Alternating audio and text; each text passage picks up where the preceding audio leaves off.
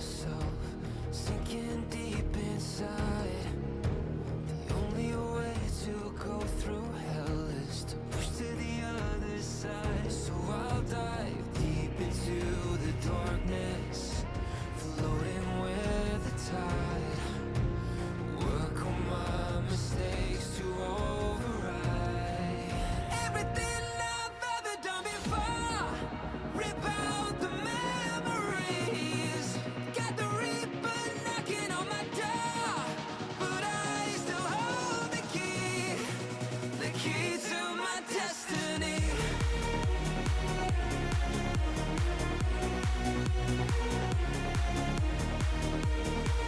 But I still hold the key to my destiny.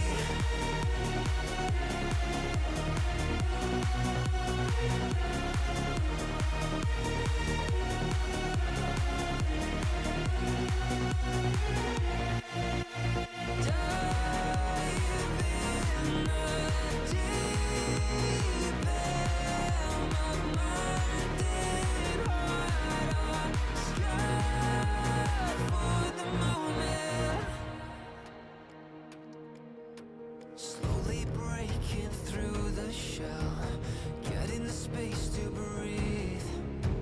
I guess that only time will tell if the monster was always me. Now I see only I can change it. I need to walk the line, so I don't ever have to look behind. At everything I've ever done before, rip out the memories.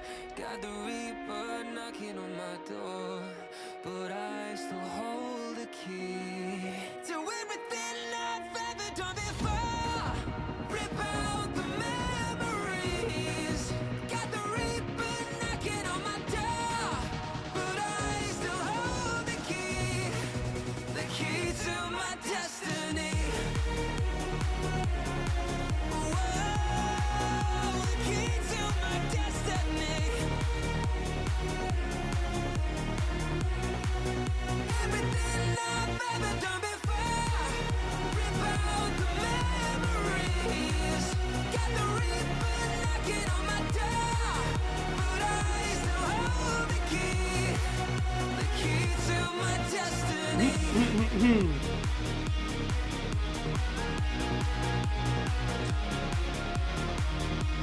All right. But I still hold the key. The key to my destiny. Bam stream just started. Oh, what I meant. Where do I find? Hold up. Balance stream Guild Wars 2. Where? What is it? Is it on Twitch? I gotta set up the thing. Ah. All right, let's check it out. Guild Wars 2. No, this is Mighty Teapot. Wait, is it Mighty Teapot? I don't know. Oh, there we go. Guild Wars 2. Found it. Thank you. Hold up. We're gonna close this. And now we're gonna set it up. Real quick here. Here.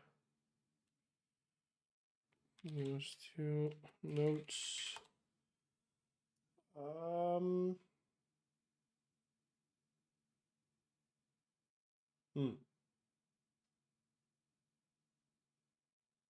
Is it this one?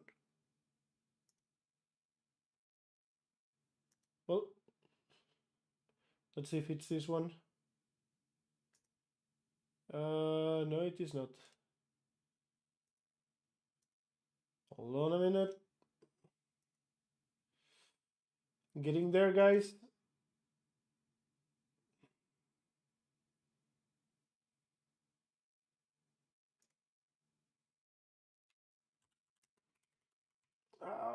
Man.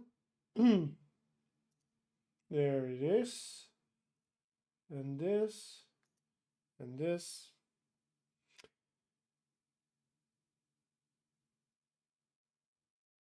And I think in order to be fair, using not taking them by 2, you just have to make commentary on the changes so it's transformative. I see.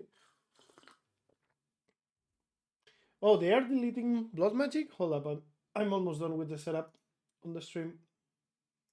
Hold on. Now we do it here.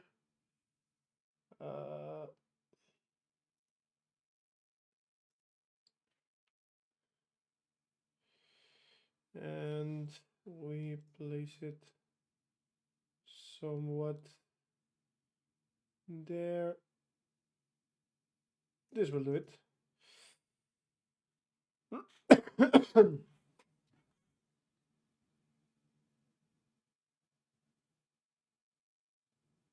Oh, it was on PB. Okay. Wait, hold up. I'm clicking the. Starting off here, we've got a little bit of a general note. This is obviously just a game-wide change, not specific to any class. Taylor, if you want to talk about this a little bit. Let's see. Yeah, so this is kind of like not really, most people don't even know this, but defiance damage when you deal to a break bar enemy in PvE, if it's below 1 second of crowd control, it'll round up to 1 second.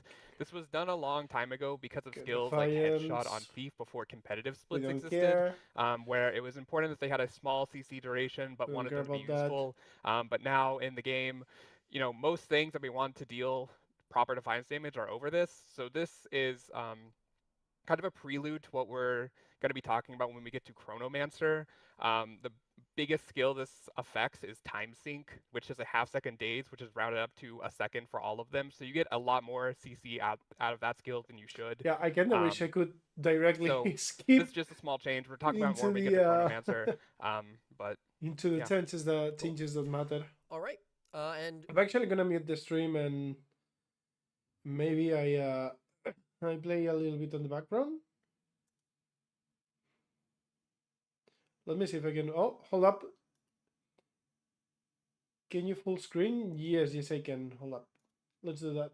There we go. We have going on. We'll also have some updates to Weaver and a fun little rework to the Catalyst, one of the Catalyst traits at the end here. But kicking things off, we see these are a few skills and traits that are a bit underused. We see Ether Renewal. You know, we've reduced the cast time of this skill so many times over the years, and it's still not quite where we want it to be. And so what I'm gonna do is mute for now, while or leave it very low at 10%. Maybe cover with like an arcane shield.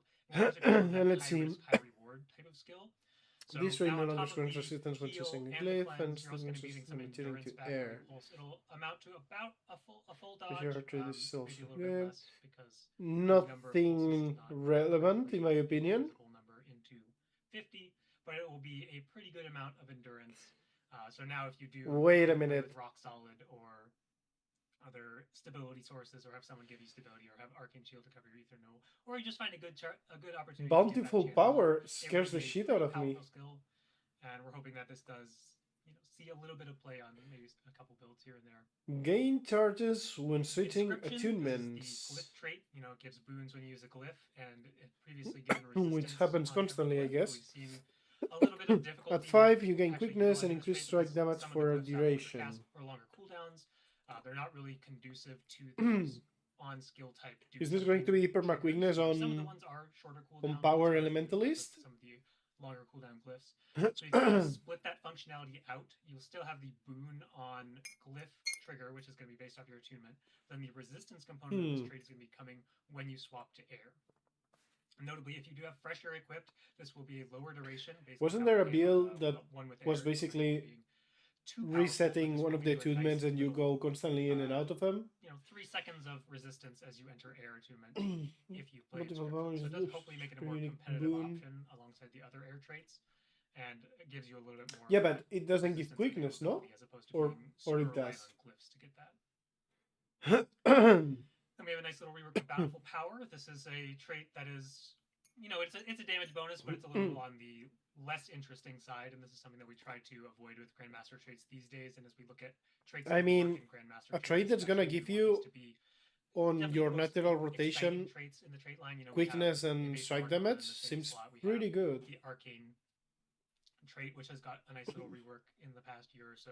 I forget exactly when that change happened, but fun change for arcane builds. Yeah, I was With about to Manifold say Power trying to get a little exactly bit more something flavor into the regarding streak as the well. quickness It's still duration. gonna be a damage bonus, I but think it is as going to long function it's kind of 3 like Kinetic Battery seconds, does on around 3 on Engineer, where seconds, you're going to be with building just the these minimal charges. investment on a The diviner charges here build, will come from sort of switching like a attunements, thing and like then that, once you hit that 5 you can charges pump it threshold, up to you 5 get a burst of seconds quickness really, and a really burst of easily. strike damage And for in duration. my So it's up to opinion, you, obviously, to quickness kinda on 5 set up your Fire Burst, seconds set up your Air Burst. Just on a much class more of a that's controlled moment, and a lot more probably powerful switching in around, modes where you don't have, super high boon yeah, output. like that's perma quickness. All right. No? Moving on, a lot of Weaver changes here. Ooh, Weavers. Yeah, so these are 6 changes. These are the dual skills for Land Sphere for Weaver. We've seen a lot of feedback Let's around see. these since they got introduced in the game, where they are This is a for bit more spear, on the simplistic side, and we were really leaning on the idea. and of I the don't see mechanic many of how you spear can Weavers, bypass honestly. the Weaver cooldown by Yeah, so getting to the your additional dual around you state when a you little bit target faster, which remove conditions theoretically from played your nicely cell. with the spear mechanics, but those skills ended up being a little bit low So impact. hold on, let me mute them for a second. Weaver Spear, I don't have a recollection in my memory of fighting one in World versus World. And if I saw one, it went down immediately.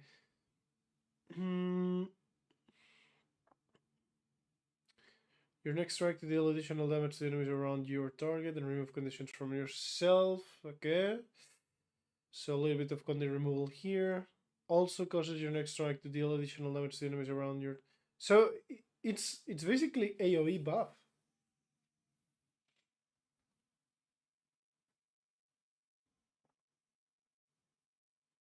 When your spiritual attacks fiercely just recharges your main hand attunement, so you could double attune instantly. I see. Your next strike to deal... so basically everything deals extra AoE damage, no? And it does something else. Burning and bleeding in the same kit. Ooh, interesting.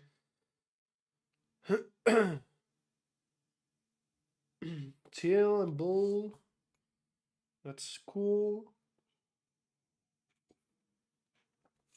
And heal. Yeah.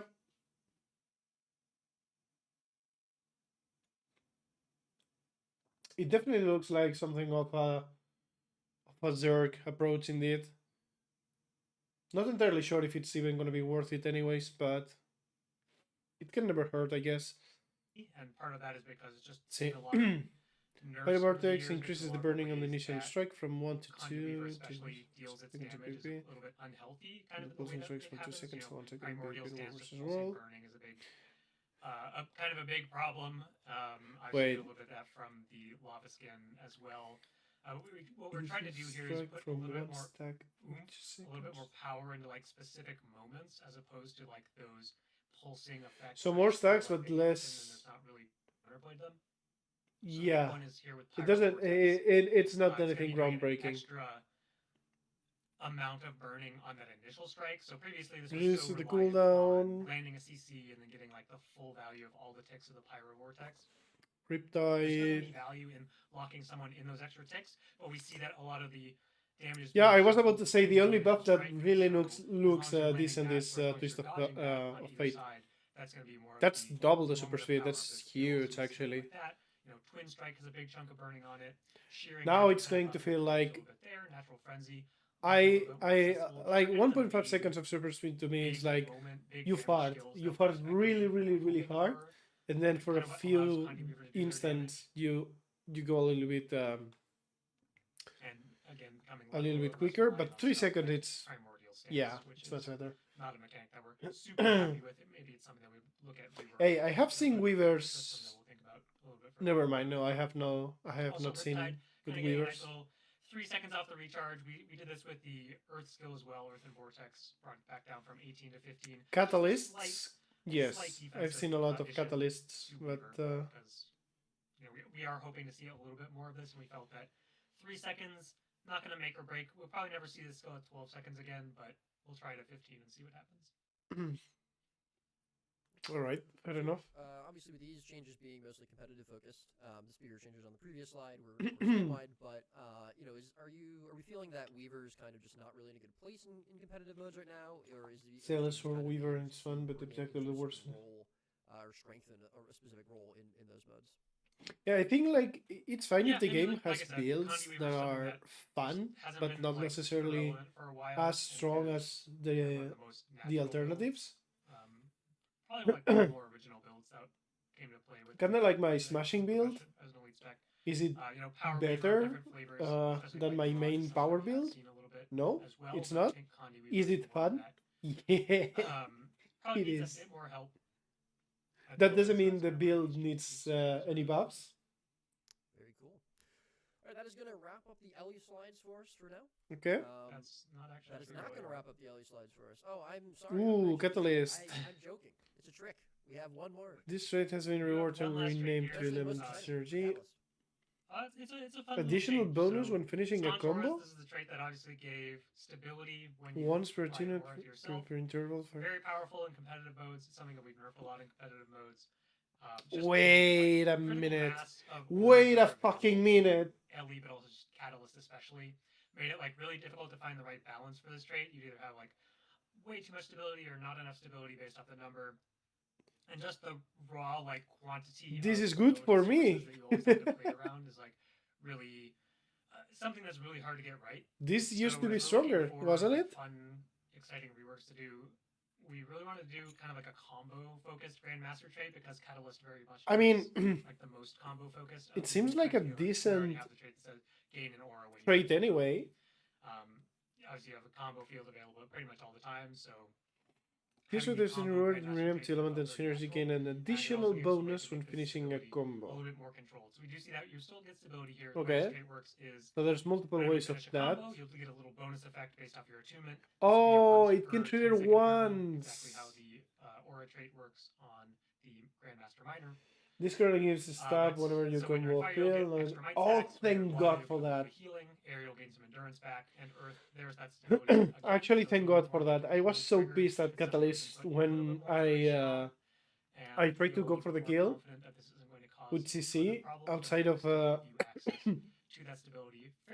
outside of Earth, and I couldn't still get the CC. All right. I'm happy with this. Fuck Catalyst. But I do know my ABCs, and so that does tell me that. No more Terrapyrox. I'm gonna have to delete. Engineer, we're gonna have Taylor. Ooh, wait. Engineer. Going on here. Yep. Even though I think the first note is something that Cal is super excited about personally. Let's go into the big stuff. Yeah, for NG. engineer, we have some super small changes on this page, and then later we'll get into some trait rework. Oh! Yes! My bunker down bar! Now it's capable of 1v2. And then also touching some Grandmasters on alchemy and tools. But for these couple, the first are just kind of This quality skill is no life longer an changes. ambitious skill, and Lock now of Nails, always inflicts right immobilize now on the it first immobilizes pulse. when Yes! on someone that is Yes! that wasn't really a great Yes! scene, so we're putting it it's always going to immobilize no matter what. I am so going back. Fuck the amalgam. Or maybe not fuck the amalgam. I can pull off the bunker down build with the amalgam too. Down cleave, use it in World, hit more people. Yes, this is. More targets with it. It's not massive, but it's good. Overcharge slot. We're increasing their missile velocity, I believe, by about 20%. Sometimes these skills had trouble. I love it. I love it. I'm so gonna do a 2026, 2026 scrapper, bunker, bunker, something. Page. These are going to be some. This is also critical instruct implementing. These are going to be a trait shuffle. Oh. We're merging some traits and moving some things so that we're going to add 2 new Grandmasters.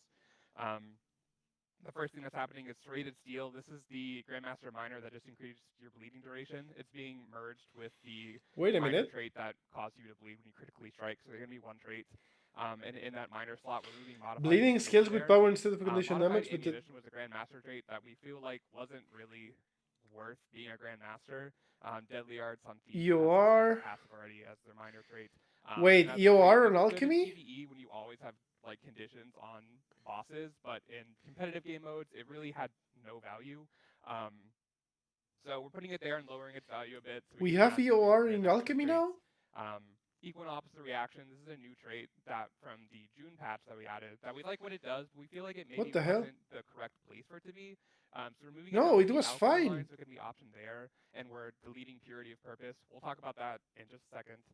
It was fine. We've been following the shuffle and the math. We have 2 new Grandmaster slots. So the Increase first the one is extends and going to critical be damage, increase against enemies Sharpshooter. with the health It's threshold. basically going to be Bleeding Inferno. Inferno was another trait we Yeah. added in June patch for Elementalist, and it Like, was why pretty are they interesting. A lot of build options opened up. like the We were trade gonna was try that with fine. Engineer. We felt like it was natural. It for was very L9 to fine. see what There was a happens when place teams for build that off power trade on an sometimes Engineer. Have some, you know, it in that synergizes trade with line. the traded I don't shield, know. I don't know how and to feel also about we have this. Other bleeding sources like shrapnel grenades.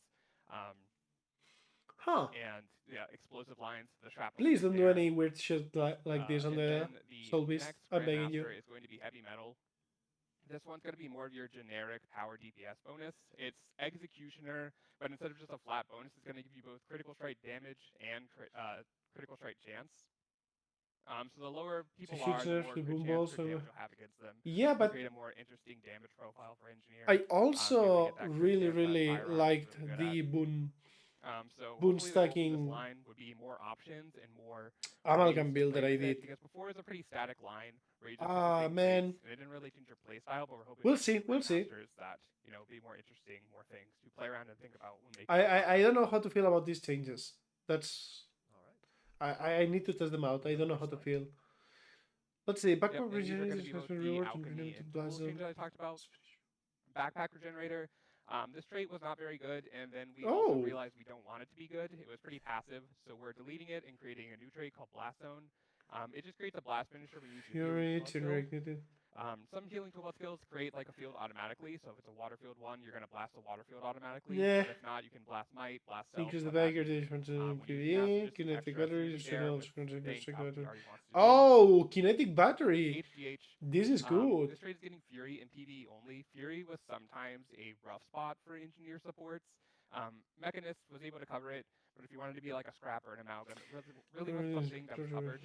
So we're adding it there. So to open Oh up my some god. relic synergies, potentially. Kinetic and adrenal implant are big. And then hold on 1 second.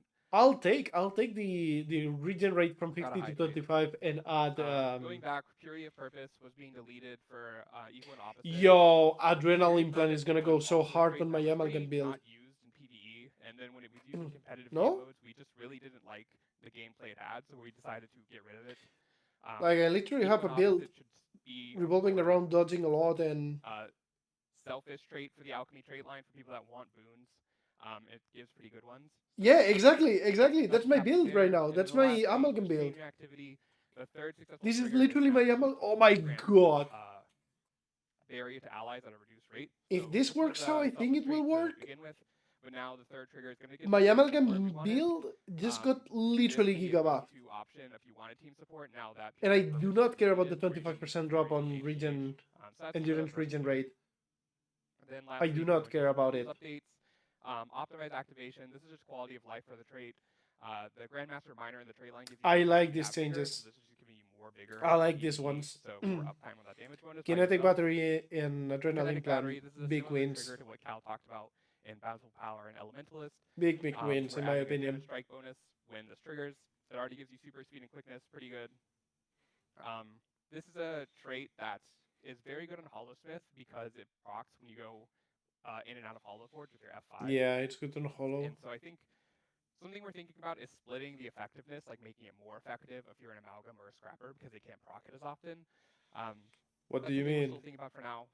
Right now, this is going to be I give you that strike damage increase. So in PvE, the tools line already has Okay. some damage mods.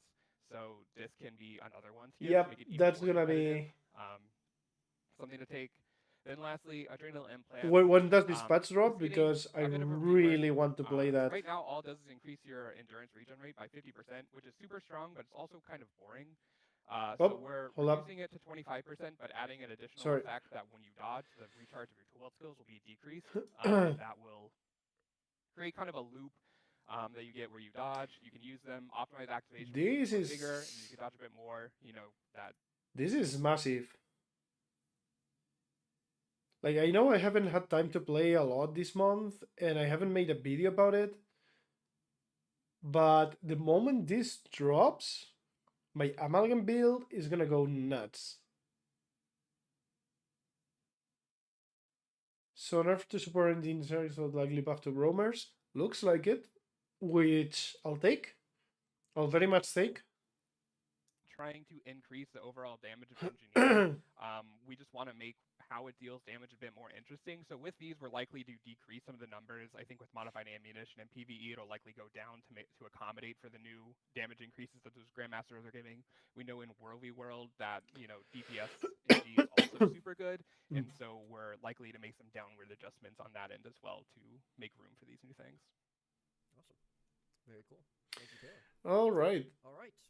Let's see the Guardian. Guardian. One of the favorite tiles.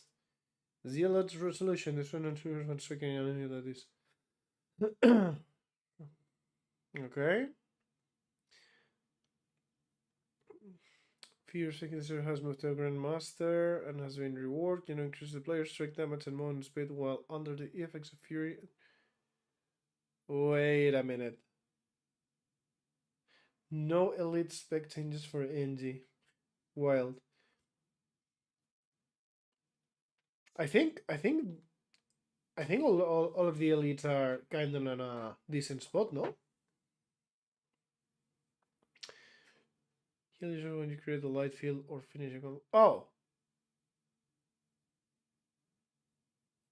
More healing? Yeah.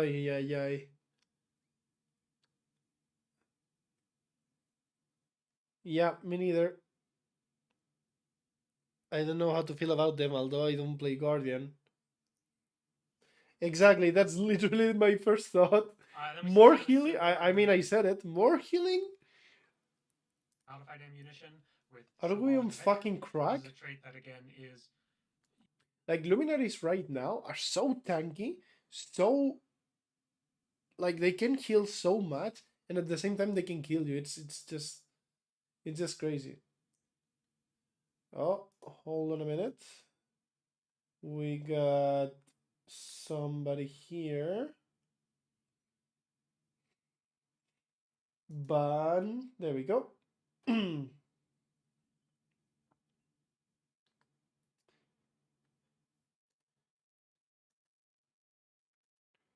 Yeah, this feels. enemies with your symbols, you get that damage buff. Sorry, That's gonna be apologies. Grandmaster Miner right now. This doesn't feel too. That opens the door for too a great. new Grandmaster trait, of course. Furious Focus. This is a name that was used on a Master Tier trait, but it's getting a little bit of a rework here, shuffling into that Grandmaster slot. The way it's going to work, it does have a Fury theme, so keeping the Furious Focus made a lot of sense. Keeping that name made a lot of sense. Moon speed and strike damage while under the effects of Fury. That's good though. Strike damage and increased movement speed.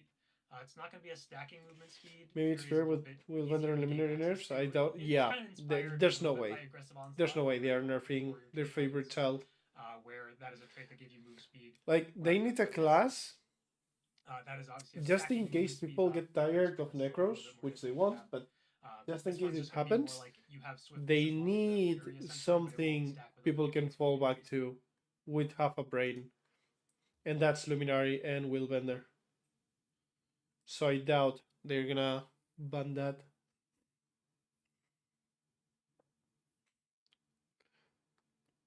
Yeah, but anything that says I give Guardians more healing, I think it's a fail. I think it's a massive mistake. Trigger your symbol traits in this trait line. Should be pretty fun. There will be like a 10-second cooldown on that or something along those lines. Okay. Just to make sure that it doesn't go too crazy in World v World. 10-second cooldown. Okay. Get a good chunk of Symbol of Blades.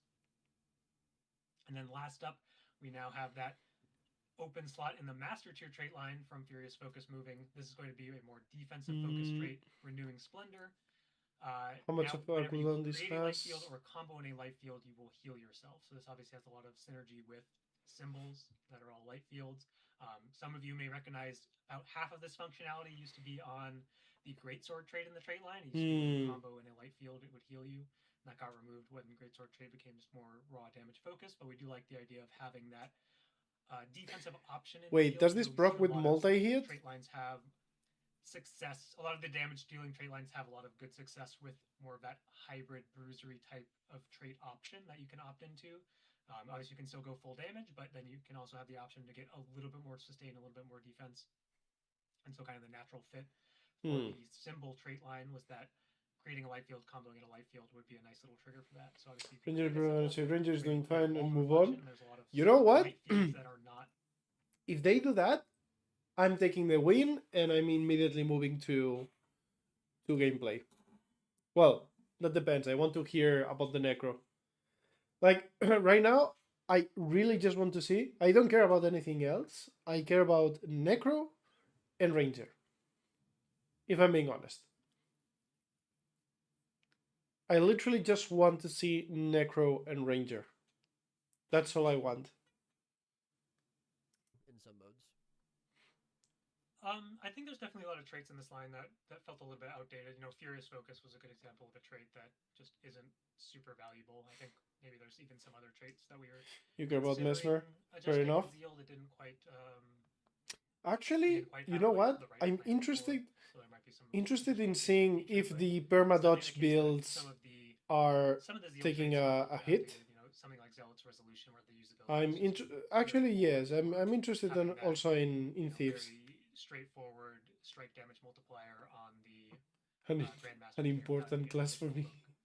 Those are things that we're typically going to be looking at to update going forward. I would say. Cool, awesome. Let's see what else. Moving on, we've got another Guardian slide. Cal mentioned this a little bit with some slightly quality of life changes. Oh, great! Yeah, so another stun break. Virtue of Courage, Shield of Courage. These are both getting the and unblockable. We've seen. This is oh my god! Courage, where it would just stun break for yourself. What the courage fuck? To get that stun break component, and we've seen. You know, I think this worked pretty well. We like the idea of reducing the reliance on the Virtue Straight Line for, you know, especially in competitive modes. That's such a important effect, and you know the stability is good, and the what in the fuck? Good, but for you yourself, the Guardian, you know, especially a skill like Virtue of Courage, which the active is just. Since when? Since when does Guardian need more stun breaks? And unblockable symbol of energy. Oh my god.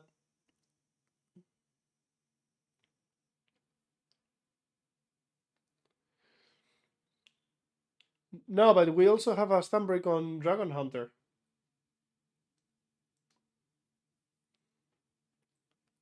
Projectile didn't actually do anything other than create a symbol on the ground, so at this point, of whether it should be I honestly think that you know, we decided the core builds the strikes from the should not exist. Still be blockable, but you will now be able to freely create your symbol of energy through the swarm of projectile destruction, commonly in World v World. But you know, man, like up to this point, whenever I was playing against a Dragon Hunter, I would always counter engage thanks to the greatsword and the and the maces.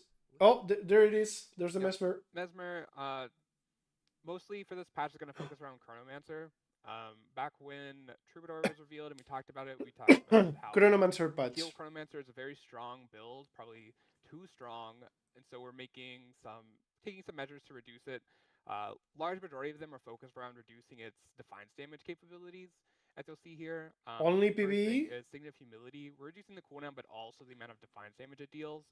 Should hopefully be a good option for Mesmers wanting a Defiance damage in that slot, but not as effective on Chronomancers. When Chrono's able to use it, especially with Continuum Chrono nerf? A lot of Defiance damage. Like, that's what I was thinking. I don't think anything... So we're turning it down there. Phantasmal Sharp any of these matter to us. Count reduced, which is less CC. Mental Collapse, less CC. And then Illusionary Inspiration and outgoing healing modifier. Yeah, and I don't think the nerf on Illusionary Inspiration is also too relevant. Chronomancer and basically all Mesmers and all game modes to go down just a little bit. Troubadour has its own outgoing healing modifier, so if you feel like it needs to go up itself, it's a little bit of less healing, yes, but be a bit smaller. So overall, we can see that there's a little bit of anti-blob spam. spam. Going to be Well of Precognition. We're increasing its cooldown from 30 seconds to 60 seconds, PvE, which is a very large change, but this is also a very strong skill. So it gives your team both stability and Aegis, so you can negate a lot of encounter mechanics in PvE with this skill. So we want to make sure that its use is like well thought out when you choose to use it. Wait. Well of Senility and Gravity Well are also getting their CC durations reduced. Let me read that again. This strike no longer increases critical strike damage against enemies with slow. Okay. and instead grants a critical strike damage bonus when you inflict slow on an enemy. What? I mean, I understand what I'm reading, but I don't understand the change. Anyway, improved alacrity. This trait has been removed and replaced by Time Bomb. Enemies struck by Time Sync are fixed with the Time Bomb. Time Bomb increases your strike damage dealt to the target and explode when they expire. Oh. Great. More weird stuff. This trait only reduces the duration of incoming conditions and no increases the effectiveness. Oh, hold up. No longer reduces the duration of incoming moon impairing conditions. Effectiveness of alacrity. Huh. Alacrity contributes a lot to the actual gameplay feel of Chronomancer, and we feel like if something is All of that your six are gameplay appeared changing and people like playing with that much, it shouldn't be an option. So we're putting it on a Grandmaster minor trait. Time Marches On is now going to increase the effectiveness of alacrity on you. It's going to be 50%, just like improved alacrity now. In competitive modes, it'll be decreased a little bit because we're also removing the drawback of decreasing alacrity on you. So it'll be about 33% in competitive modes. Basically now, no matter what you choose in your master tier, you will always have improved alacrity. Danger time is also being changed because we've got. I still don't think anything. It encouraged anything too crazy. None of this is it was good. really too relevant. Slow you could apply yourself, but when there are everyone else applying slow, it was hard to get it to a right number where it wouldn't be too strong or too weak. I see. So we're changing it now so that when you apply slow to an enemy, it grants you a bonus. Slight buff outside of PvE. Yeah, but this is the kind of buffs I don't mind. I don't think it's game breaking. The last change is that there's going to be a new, there's a slot open now that improved alacrity no longer exists as a master tier trait. And we're going to be adding a new trait called Time Bomb. Time Bomb when you hit an enemy with Time Sync, you're going to attach like a time bomb to them, basically. It's going to tick down over time, and in 5 seconds it'll explode. Well, so it's a 5-second boom. Has a time bomb on them, you are going to deal increased strike damage to them. So during 5 seconds, you deal more damage to them, and then it goes boom. Kind of like a mark. Time bomb attached to them. You're going to want to fit a lot of your damage into it into a natural burst window trait, and then they're going to. That's a big burst window. 5 seconds is a lot for a trait like this. Is now going to be kind of the burst DPS trait we envisioned, and Danger Time is going to take the role as a more sustained damage increase trait. You mentioned the burst runner looking strong. Explodes. It'll hit enemies around the person who's targeted with it. Is that damage dodgeable? You can dodge the damage. If the person with the time bomb on them dodges, the damage will still go off. So people around them have to move away. The person with the time bomb should probably move out of their allies. So the guy with the bomb can dodge the damage, but the people around it will take the damage if they don't dodge also. Because a smart Chronomancer can probably time. They know that a burst about to happen on them, so the person will want to dodge. Okay, imagine a full raid. Makes sense. Full raid of Chronos. Everyone spamming that bomb. Oh, Necro! Let's go. Class, Necromancer, and Cal is going to. This is the blood magic and blood renewal, replacing blood bond. Starting off, we have some spike traits. I guess there's a slight blood magic adjustment here, but this is because of some adjustments we're making to the spike trait line. So the first things first, we see Spiteful Renewal is moving to the blood magic trait line. No! What the hell is this? Because it doesn't make sense for it to be named Spiteful something if it's no longer in the spike trait line. That'll replace Blood Bond. And yeah, this kind of started because we were thinking of, well, should Blood Bond actually be a spike trait? Because it is a signet trigger, embrace. Heals the master of this. Like life-stealing, sustain. Gain vitality based on your power and gain life force when you strike an enemy below 50% health. Okay. Hold up. And the answer was that it probably makes sense for Signet of Vampirism specifically to be in the spike trait line. So we just ended up. Hold on a minute.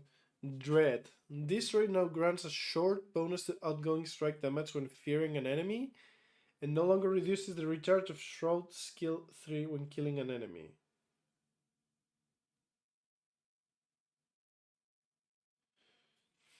Yeah, I don't mind this. All I want to see... Are these the new patch notes? Yes. Hello, hello. Welcome, Chris. Yes, exactly. But the question of like, should it they apply are all these the new conditions patch for notes. shorter duration? Should it apply a subset of these conditions? January It's patch. probably Yes, that not is too correct. many of the conditions that Signatus Fight applies, and we wanted to have like some of that defensive replacement as well. Anyway, This is good. This is good. Rip. It's only going to be one boon rip on the lesser version. No, they haven't touched the ranger, but it shouldn't take too long. I think there's only like 3 classes left. So instead of Blood Bond being in, it shouldn't take too long. Trait line, we will now see Malicious Swarm casting Lesser Signet of the Locust in the Spike trait line. Okay, this is all I want to see from Necro is get rid of the fucking. Why they take it away on PvP but leave it on World v World? Of an outdated trait where yes increases your damage while you're down, and also have like nerf the shit out of transfusion.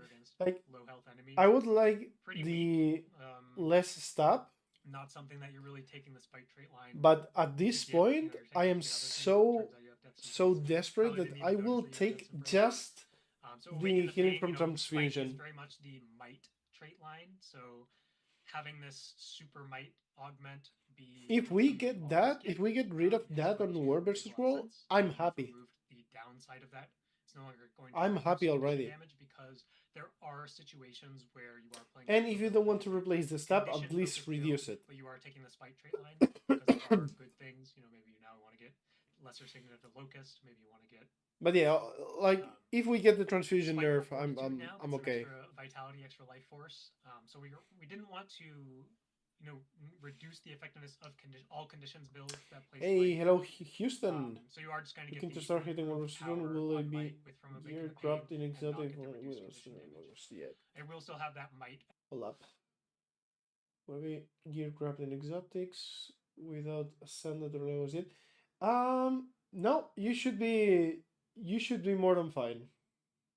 I started with Exos, and let's put it this way. Some people think when they are starting on World v World, they think that Exos are really not that good and they make a big difference, but the reality is, the difference is the fact that they are new to World versus World and they don't know a lot of the matchups. After getting used to something and after getting used to a matchup, I've had zero issues to killing full legendary people with exotics. So to start, you will have a great time to learn. Of course, then min-maxing and getting the full ascended or legendaries with all the infusions and whatnot, yeah, it's fun. But the difference between life or death is gonna come from skills, not from the gear. Oh, for sure. Actually, this is a good video idea for the future. One day I might just buy a full set of Berserker gear or something, and try to play with that. That quickness, the Fury is nice too, but of course the quickness is nice. Now it's going to give you a little bit of a very short burst of outgoing strike damage when you inflict fear, very similar to Danger Time. We did talk about another thing you can do, Houston. More damage to feared foes. This is something I did. That gameplay isn't necessarily to gear for World vs World. Incentivizes certain compositions to since I like World v World and I also like PvP, so now it's just going to be. What I did is just grab a basic Marauder set or Berserker plus Marauder set on exotics and slap it on, play World vs World whenever I wanted, but most of the time I just grinded PvP and then made my first Ascendant set. Well, all of my Ascendant sets were from PvP, essentially. World versus World builds. So are we kind of expecting these changes to hold up. Just kind of change how those are playing? Are these buffs to those builds? Also, is the goal with these changes to maybe see Spite being played in other game modes as well as World versus World? Come on. Yeah, I mean, definitely think that it has more potential, especially like PvP or like these extra defensive options or these. Give me the nerfs. Playing Malicious Swarm, playing Spiteful Fortitude. these are maybe a little bit more PvP slanted, where you want that extra Give me the nerfs. survivability, where you still have your support, but maybe you're hoping to be a little bit less reliant on your support than you are in World v World because you're not always going to be with them. So just giving a little Yeah, blah blah blah blah blah. Come on. A little bit of defense. Transfusion, guys. Offense, Transfusion. Maybe we see it with Ritualist. Transfusion. Maybe with Harbinger, maybe some of the other elite specs as well. But how do you get ascended from arena? Could be so Taylor and I have been there's a bunch of gear that goes with the currency that you gain, and with the boxes. Taking bitter chill to fuel and then each box you have a mark, and after you have 3 and 4 marks, depending on the piece of gear, you just buy. I think, for example, like the chest piece is 4 marks of something, leather worker mark or something like that, plus I don't know, a few shards, and then you get an exotic chest piece. So basically, you just play PvP for fun, accumulate resources like the shards, and then you also keep accumulating these boxes, and then you can select the mark that you want in each of those boxes, so you can gear up for anything you want. You can be playing a medium armor class, and you're gearing up for a heavy armor class if you want to. So let's see. This can no longer use life force, and instead steals life from enemies that it strikes with the power of damage skill. But okay. We have Gravedigger, so we felt that there was room. Conditions. We see the damage coming down a little bit in. And blind enemies on the initial strike. Okay. We'll see a little bit more utility. Nightfall is good. Good. Life steal instead of giving life force. We'll see the life force back on Nightfall, but this is intended to be a little bit more of that. You still get damage out of life stealing, but it's also going to be a little bit more survivability for you as the Necro. So weakness to necromancer strikes an enemy. Well, using the aftercast of it as well, because let's hope after this the nerfs come.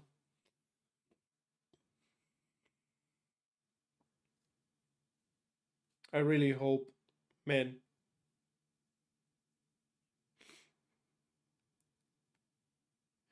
Yo, wanna bet? Hold up. Wanna bet we get more galeshot nerfs on PvP, but we didn't nerf necromancer necromancer's transfusion? Wanna bet? Corrupt. So as we're looking at this greatsword weapon, we want Nightfall to have a little bit of that defensive utility as well. Don't release this. It isn't OP at all. Yeah, that's what I mean. Like, galeshot is really the true. I think it's the true statement on this expansion of balance. It achieved what it wanted to achieve without being extremely broken, without being boring, and having a mid to high skill cap ceiling.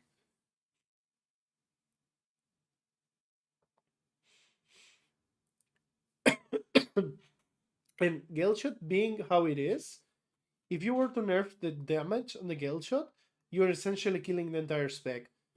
Because it's not like a Soulbeast that it has alternatives. If you nerf a little bit the damage, you can work around it. Galeshot is move, be quick, play nice, and do damage. You nerf the damage, suddenly your burst windows get easier to overcome, and you start falling behind. So please do not nerf galeshot damage. It's strong, yes, but not OP. It's not broken. It's how it's supposed to be, in my opinion. Boon corruption and that blind. And last up, we have a fun little note here with Grasping Darkness. This is going to grant you quickness if you strike an enemy. This won't be per. Yeah, I don't think there's a single enemy with Grasping Darkness. Even if they don't. I don't think there's going to be any nerfs to the necro. You'll get a burst of quickness.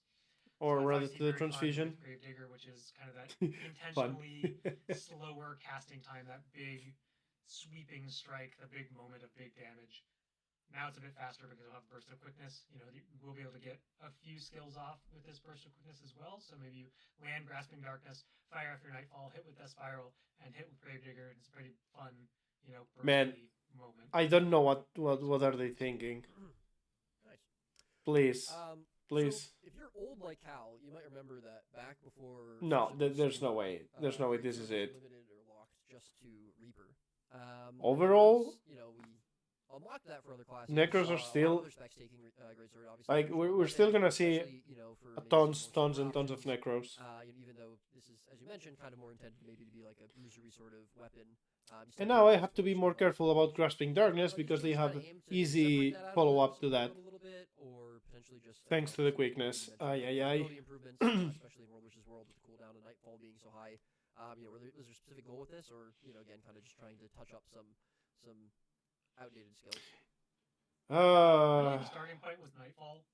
Well, I forgot to mention it because it's not on the slide, but we are reducing the recharge time back from in World v World from 40. It's down to like 25 now. What? The skill was just really problematic in World v World, and you know we kind of knew that we wanted to do some stuff with Greatsword already, but Nightfall was really the starting point of okay, how can we make this, especially the Boon Corrupt, like we need to make this more controlled. We don't like this as an extra source. Yeah, this is not good. This is not good. This is not balancing the game, ain't it? I would try Soulbeast Longbow to Gale is so much more fun. Yep, I do have a couple videos actually with multiple options on what I think to be the best solo roaming Soulbeast Longbow video, sort of build. It is very versatile. You can deal with most things, and when you can deal with most things, you can, at the very least, outrun them. But I'm telling you, after galeshot, I don't think there's ever going to be a reason for me to go longbow build. Here it goes, Ranger. To talk about these changes. Yeah, PvE, I don't care. PvE. Skill is on here, and you're like, oh my god, wow, this is so Wait, crazy. They're buffing everything. This is us rolling two-handed training bonuses baseline. So a lot of these are just the cooldown reduction and damage yes from that trait. We're going to be talking about Beast Mastery today for Ranger. Beast Mastery, okay. So okay. That'll be the first part of it, is almost all of those bonuses. Guys, Beast Mastery needs a serious buff if it wants to keep up. Yeah, Greatsword buffs are so far. I like it. I'll take it. 5 seconds reduce cooldown. I'll take it.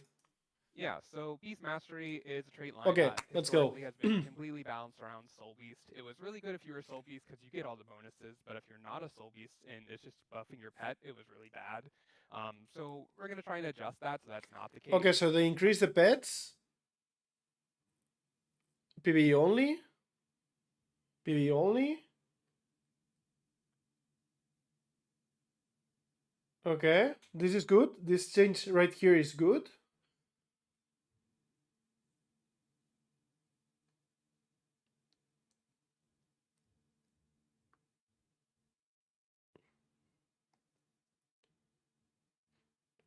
Extra base ferocity to the merge. No longer grants extra base ferocity to Soulbeast. Copy bonus from yourself to your pet when you use a command skill. If you're on merge extended edition. Okay. Interesting. When you strike an enemy with the beast skill, cast lesser. Oh! Oh! Okay. But why they apply this to World v World too? Okay, boys, we have some testing to do on Beastmaster. Go for the throat. One shot Soulbeast.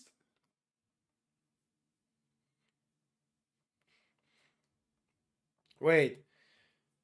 So when you strike an enemy with a beast skill, cast lesser second of the...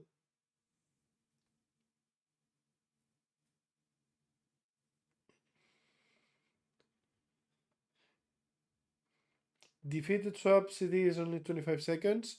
Yeah, but I want it to be less, even. So, we get better pets in PvE only. Okay. This trait has been reworked and renamed Bestial Raids. Gain Might and Fury when you disable a foe. So this is basically like the relic of the Midnight King. And we no longer deal more damage with the Greatsword. Not entirely a fan, but has been moved to the Adept tier, replacing Potent Ally. To the Master tier, replacing Natural Healing. This way no longer grants extra base ferocity to merged Soulbeasts. That I don't like. They just nerfed my new axe builds. This trait has been rewarded. This trait now causes you to copy boons from yourself to your pet when you use a command skill. I mean, we already did that through other means. If you're a merged Soulbeast, extend the duration of boons on yourselves. This is good though. Boon might stacking Soulbeast.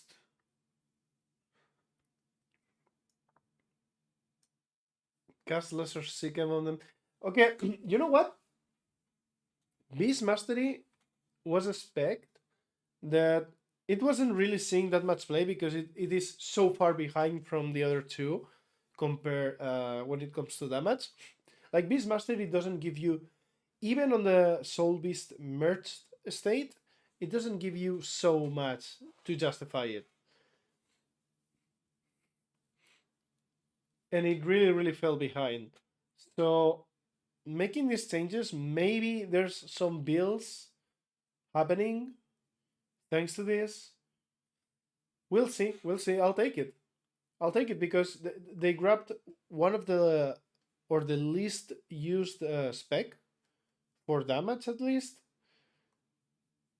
and they reworked it. If it's not good, if it turns out to be trash, we still have the other reliable options. So I'll take this. And then some of the others would definitely be interesting and kind of I'll take it. these changes.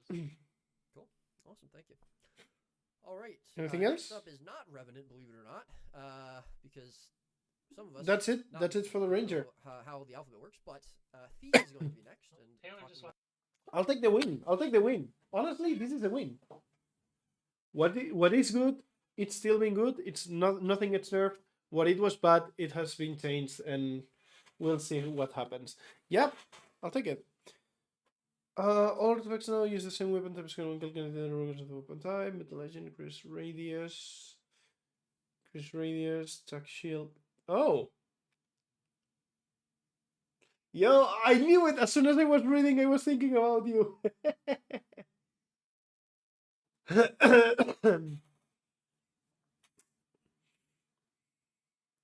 Yeah, this is actually good. And honestly, I was finding already really strong builds on this thing.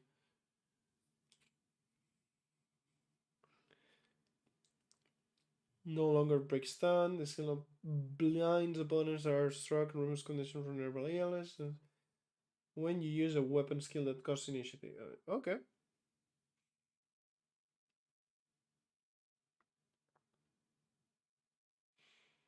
Wait a minute.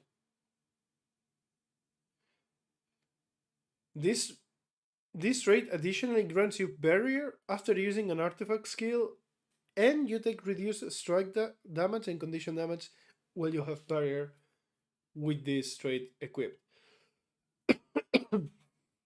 Are we for real? This thing's gonna be tanky. Barrier granted with this trait has been changed to grant barrier from this. Okay. To nearby allies instead. Okay.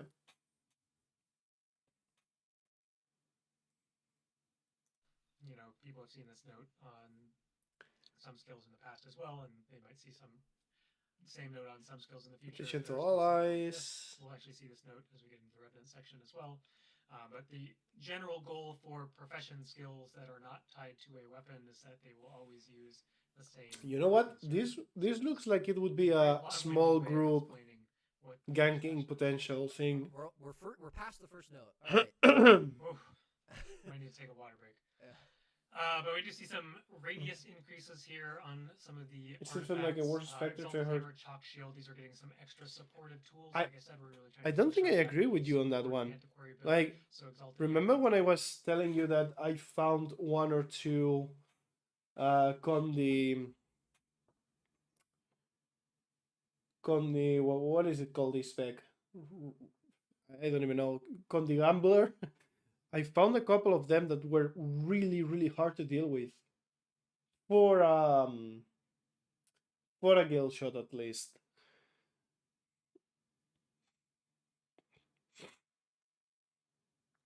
I don't know. I feel like people are are still not using it as much as they could. And kind of two updates, two traits to again flesh out that support build. We see Enterprising Aristocrat. BRB This is guys, going to gonna grab be some water. Gaining the barrier when you use an artifact skill. Also going to be having reduced strike and condition damage while you have barrier and you have this trait equipped. And the kind of fun addition to this build is that Possessive Hoarder is going to be sharing the now barrier that's attached to Enterprising Aristocrat instead, and the barrier that's also attached to Magpie's Defense, so the one that when you heal or use your elite skill, that barrier will be shared with your allies when you have this trait equipped. So it does kind of get an extra level of barrier support coming out from the Antiquary, in addition to sharing boons and getting a few extra boons here on the artifacts. And a little bit of all those extra defensive components and these kind of traits that are here at the bottom are really intended to solidify that support antiquary build. All right. Awesome. Thank you, Cal, for taking Thief. And now moving on to the Lost Profession. Revan, take it away. Nerf the This Revenant slide, damage, these are please. all underwater Trident skills. Trident has a mechanic where it inflicts or does different things based on your equipped legend. The legendary entity stance ones are now updated to inflict slow and ethereal combos. So we can go Very to easy, very next straightforward. slide. Yep. And the Holy first shit, change what? for release potential is the same thing Cal was talking about. Now damage will be consistent, no matter if you have a great sword or a sword on. So yay. Then we get into trait You don't changes, want to similar to spend 10 minutes Antiquary. talking about that note? I feel like Cal did a great job explaining it. Thanks. Now, these are trying to kind of bolster up support Conduit, as we talked about Antiquary. Ventari is a core legend, so we want Ventari Conduit to potentially be something playable. Definitely don't want it to be forgotten. So, Boundless Knowledge, this was a trait that gave you boons to yourself when you reached the affinity threshold. It's now being reworked. It's going to grant boons to allies when you use a legendary entity stance. Is there anything left after this? No, Revenant is the last one. And honestly, Revenant needs a damage nerf, straight up. That's it. Like the new elite?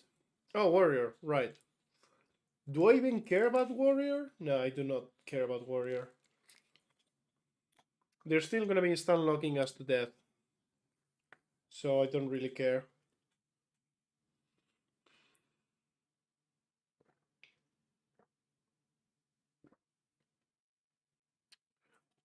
I really want to play. And it feels like the Revenant is going to take a while.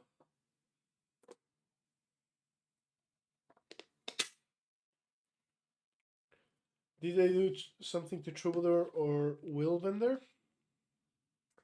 Not to Willbender, and to Troubadour, what was it? It was a very minor thing. Hey, hello Andriel. Did they do Ranger? Yes, they did Ranger. It is actually quite interesting what they did. And in fact, I'm gonna see if I can... Can I go back on this? Hold up. No, I cannot go back on this, dang it. Troubadour didn't get anything? Okay. So what they did on Ranger is minor buffs to the Greatsword, especially on PvE, and then CDR on PvP. just specifically to the greatsword. And then they took Beast Mastery trait line and they made a few interesting changes in a way where I think now it's going to have a niche on maybe one or two builds. I really like it because they didn't touch anything that was working already. None of the traits, none of the galeshot, none of the nothing. They haven't touched anything, but they grabbed the Beast Mastery, which was underperforming compared to any of the others, and they reworked it a little bit. I don't think it's too crazy, but it will definitely see some interesting play.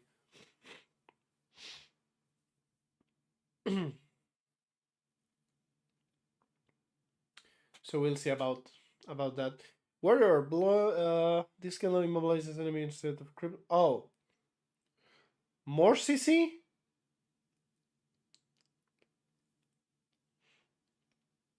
Are you shitting me? No longer applies ages in PvP in World vs. World. Okay, I'll take that.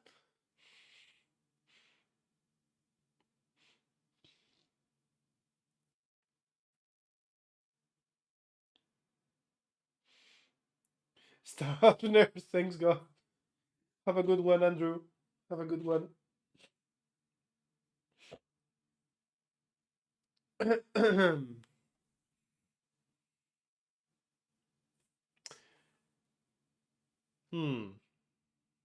that's right. It will immobilize both outgoing and returning. So, pretty strong skill. Next, we have kind of a hot topic. These are some staff adjustments. Staff adjustment, they call it.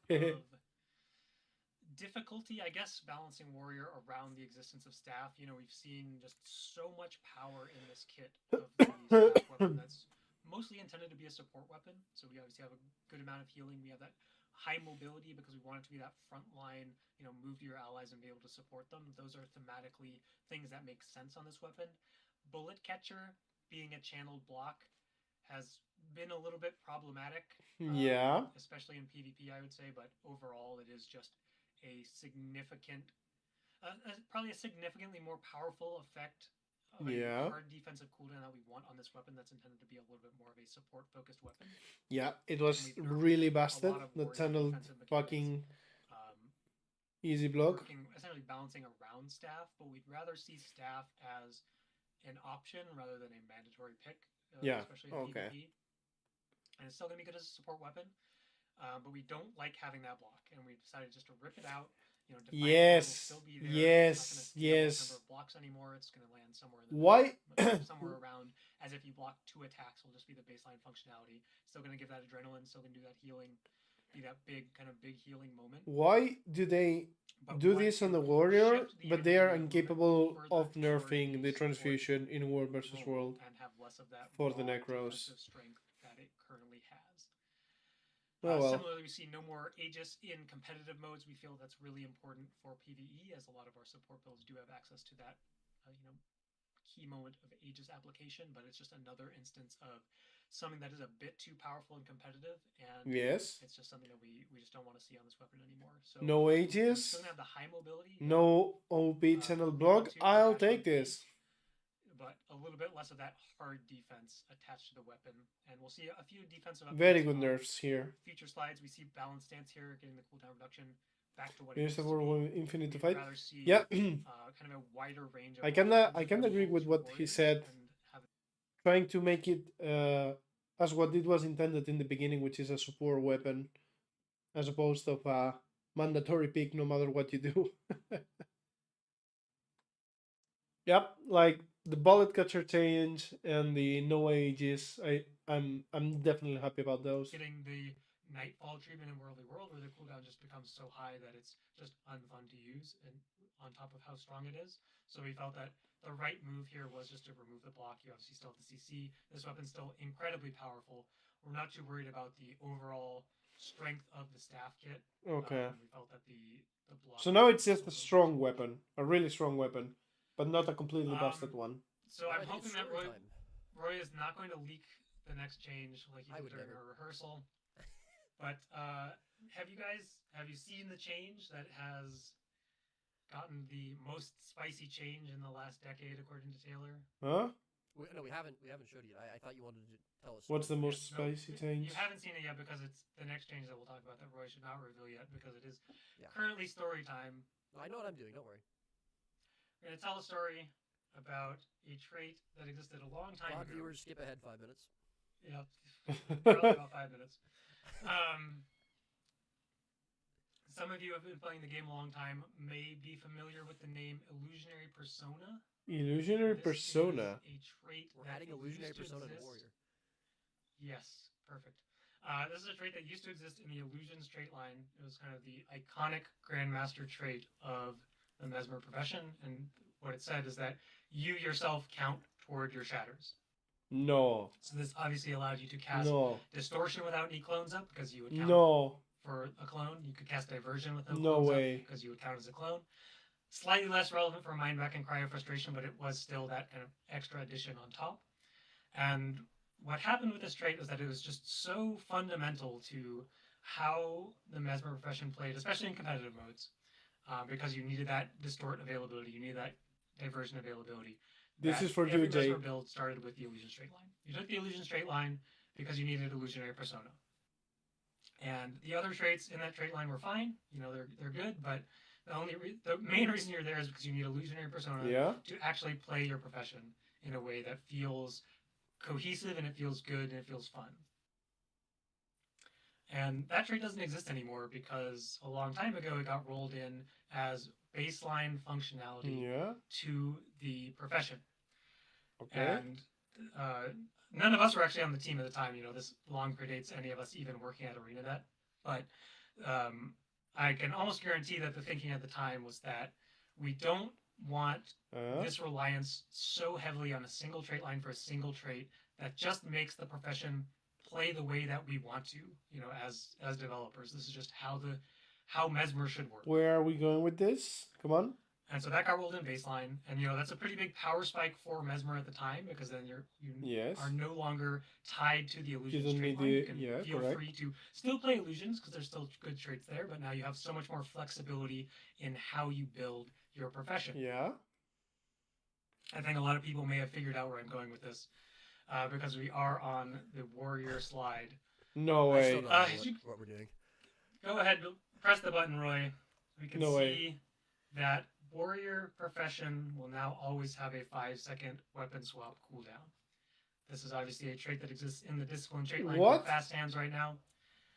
It's going to do something slightly different.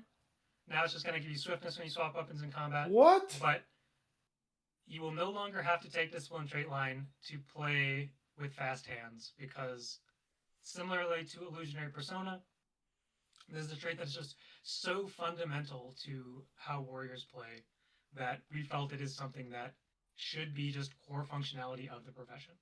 Okay. And the discipline trait line is still incredibly strong. You know, you still have burst mastery there. You still have burst cooldown reduction, warriors sprint, brawlers recovery. Like these are all traits that you still will consider. You still might want them for your warrior. Yeah, I also think it's fair. ID10 or Mr. Tico there. Yeah, I think it's... You can, because you will still have that reduced weapon swap cooldown. That is pretty iconic for Warrior at this point. And I think it's fine. It's similar to what I mentioned with Illusionary Persona. Like, this is probably a notable power spike for Warrior. And we're going to be keeping a really close eye on it. And there might be other things that need to be brought down as a result. I don't think it's going to be too massive. This is the direction that we felt is correct for Warrior as a profession. And so this is now just baseline functionality for Warrior. Good, yes. Massive, no. I feel like I was going to say something else, but I forgot. Taylor, do you have anything to add about fast hands before we move on? So that's it? I think just general note is that fast hands is not the only example of a type of trait like this that we've talked about. All right. And in the future, we will be reevaluating some other things in other classes. I think when we touched Guardian, putting the stun breaks on those F3s, that was a smaller example of this. So, well, I think that's it. We're gonna go over the gameplay right now. I'm starving to play. I really want to play. So we take this. We're gonna go back to the Soulbeast. I'm gonna be rusty as hell. But jump straight. Oh no, there's a cooldown. Okay. I miss Mesmer. What did they get?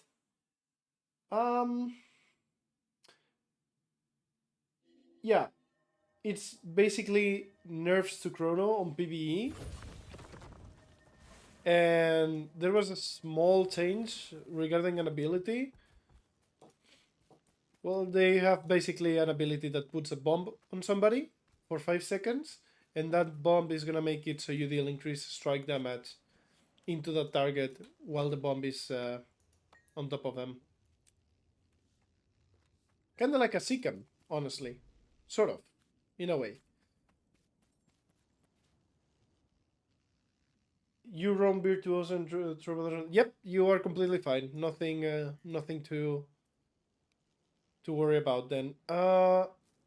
So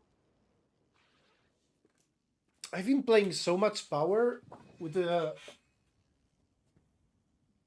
Wait, what do you mean, Spellbreaker buffs? Are you shitting me? No, they did the Guardian already. What? No, you're trolling me. I don't want to see it. Do you think getting more other dragon set for Berserker will be fine for Galeshot maces from 2 HP?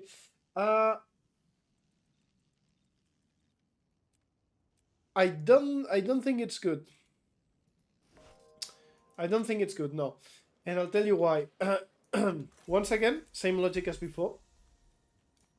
Having a little bit of HP just so you don't go down instantly to a mistake or a heavy burst. Yes.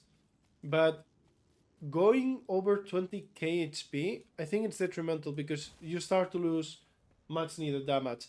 And the survivability from the Galeshot is never gonna come from having a bigger HP pool or having a more toughness. Survivability on the Galeshot comes from moving around faster, stealth, dodges, evasion, and killing them. That's where it comes from. So I would personally not change that now. So what was I doing?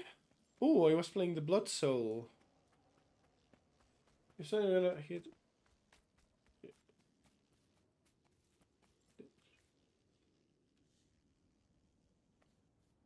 Yeah, exactly. If somebody's hitting you with a big burst and you get caught, having 20 versus having 16 or 18, it's not gonna help you survive it. Like the sweet spot I found for the galeshot. Wait. There. This is the sweet spot I found to survive most of the oh shit situations while not losing too much damage. But isn't Mace's option a little bit more survival and less stealth? Yes. However, once again, the reason why my Mace build on the Galeshot has more survival is because of Carnivore, and obviously because the Maces are really good for that. But the survivability from this build doesn't come from the Maces, if that makes sense. The Maces offer a counter engage or counter option that people do not expect. That's what the Maces do here.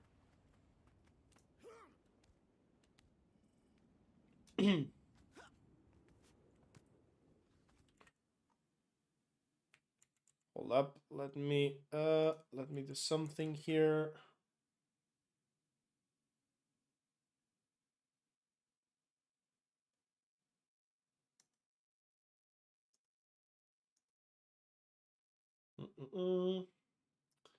There we go. So yeah,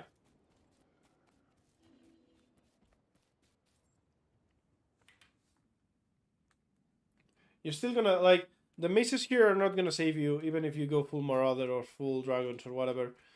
The reason why you use the maces is for the stun lock and counter kill. Now, let's see. I was playing... I don't know what I was doing. Let's just pop this and this. See if somebody wants to duel. Would be great.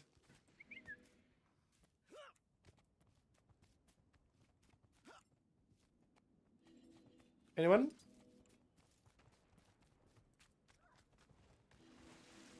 Nah, these guys are having fun.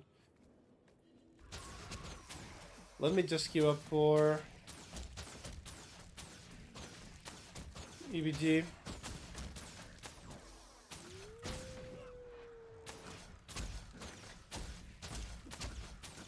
Shoulder tail is real.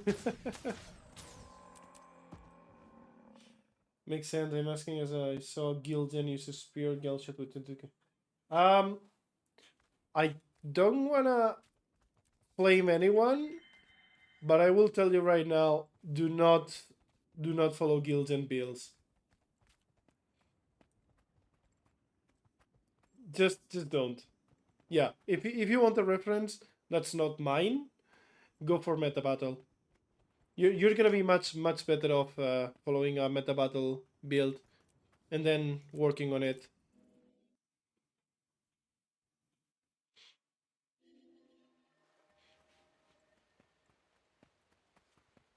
Like, I remember a long time ago when I was starting with the YouTube and I had already quite some hours on the Soulbeast.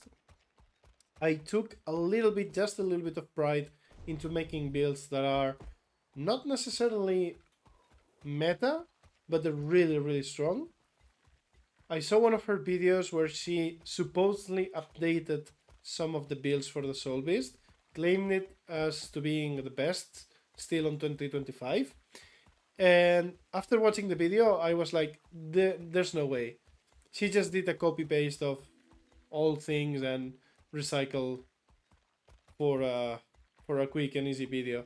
And I proceeded to leave a very constructive message into that video.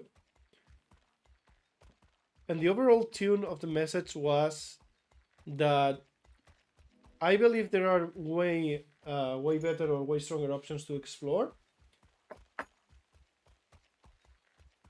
And it didn't even get a response.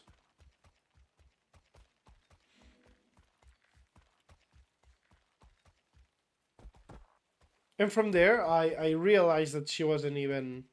Like, of course, there's more drama and blah, blah, blah, and whatnot. I don't care about that. But I do care about... Whenever she put Soulbeast, best 2025 builds, and I see a longbow, that's just wrong.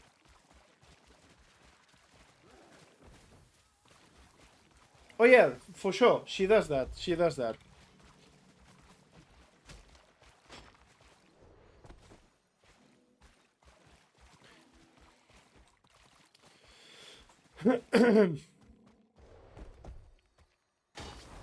Oh.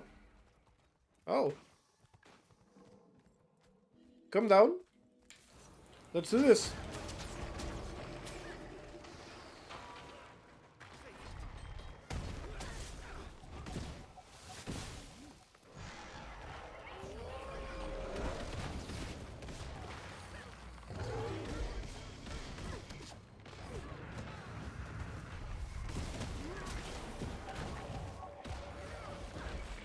And come on, doggo, kill it. No way. No. No.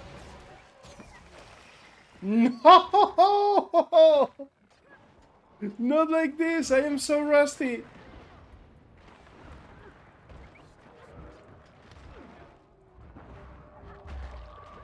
I am so rusty. I would have never lost this. I overused my stability and I lost there.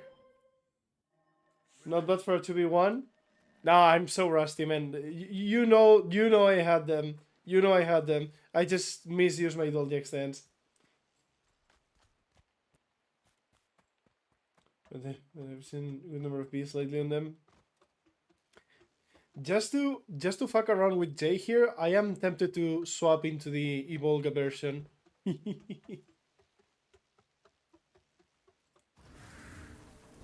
Absolutely. Shortbow is I would say the second best weapon for the Soulbeast. And if we categorize them as condition weapons, it's the best one. It does work on PvP, yes. I play EU, correct. Yeah, what's going on here? Are these deals or what are we doing here, boys?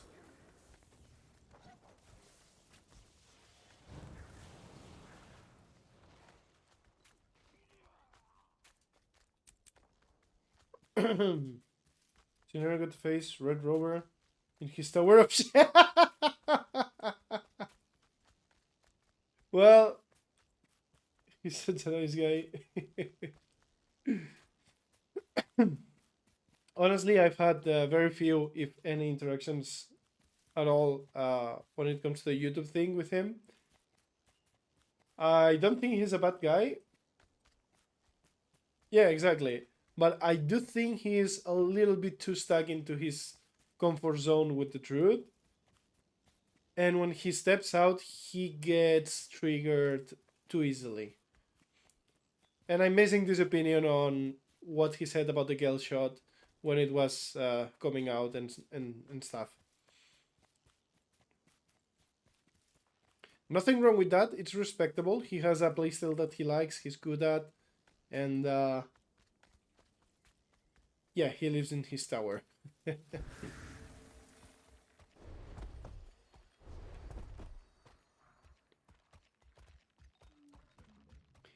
I do have an anti-Condi build that could probably kill him anyway, but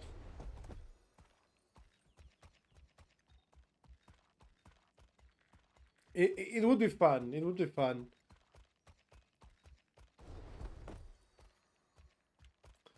Let's see. Everything is a bit hard for me after galeshot. You need to use both merch and merch bet skills. Everything is just muscle memory, honestly. Like here's a trick to learn the oh, hold up. Here's a trick. Let's assume I have one set of weapon plus pet that's designed for a combo or a specific purpose. Like one is offensive and the other one is defensive. In this case, for example, I got this guy here for mobility and Prelude Lash to combo into maces ideally. Of course, it doesn't only combo with maces, but if you're starting to learn and it's hard for you to get used to, you can think of it this way. I'm gonna play it so the maces, right? And the doggo here are always together. And then it becomes much easier to manage because you know what you have to do when you're merged. Of course, you have mobility, you have this, you have that into the mace combos. And then you go like, when I emerge from this pet, I only have one thing and one thing only to do. In this case, it's try to root the target. See? There you go. Have a nice meeting, man. Hopefully I will still on. And hopefully your meeting goes well. So yeah, that's the merge and merge, basically. If you try to associate one set of skills, right here, the B, for example. Right.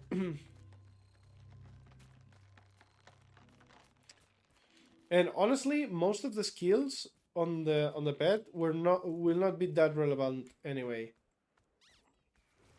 Oh. Okay, we're having some fun here.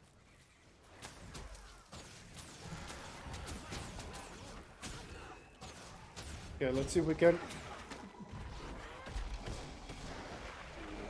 Condi bomb them.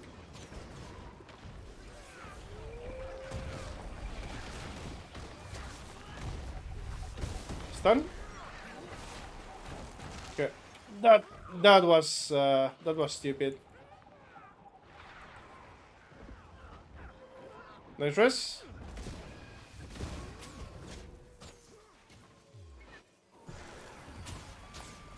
Okay. Heals. Stun. Run.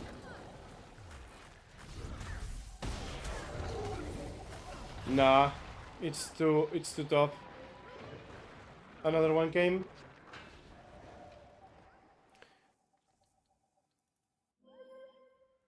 The Spectre constant for days. Yep. I'm kind of running the wrong build against the Spectre. Like, this is my Blood Soul build, which is the strongest hybrid build that I've made to the date. Maybe I can update it on 2026, but this build is really fucking strong against most things. But Spectre hits the sweet spot where I can't really kill them because they have so much Conde Cleanse. And because I'm not full power, I also don't have enough power to burn through the shields. Let's try to go for the classical... Just the classical Conde build. Let's see... Tanky or aggressive Viper? Let's go for the tanky. It's been a while.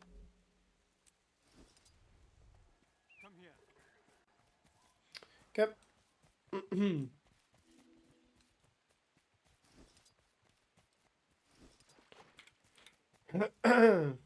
Let me review. Okay, we got this. We got Pavanese. Yeah, this is it. And then, of course, if we want, we have the aggressive version with Vipers.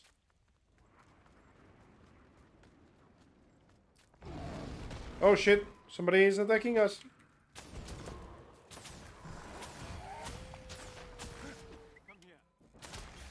Get him up. Dodge. Gun this. Dodge that.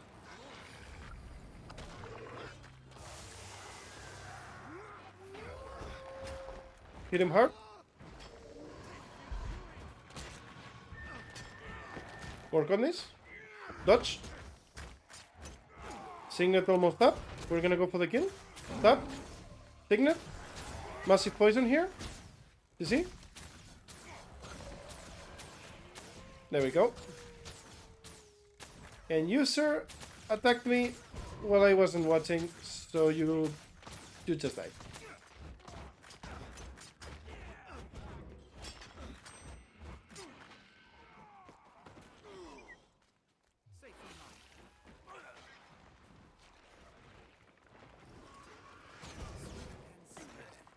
There we go.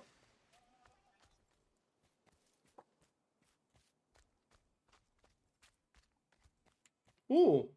Hello, sir. Okay, we're gonna... Holy shit, the damage. What the hell is this? We're gonna gain some distance here, boys.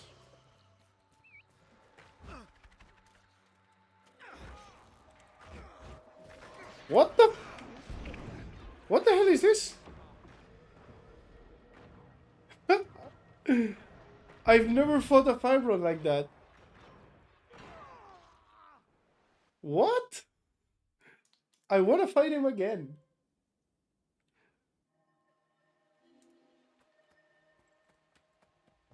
An immortal also? I don't know if it's immortal. I just didn't get to do my damage. He probably goes down with my power build though. Yeah, this Firebrand would go down with my heavy power build. But we are playing Condi right now, so... That was insane.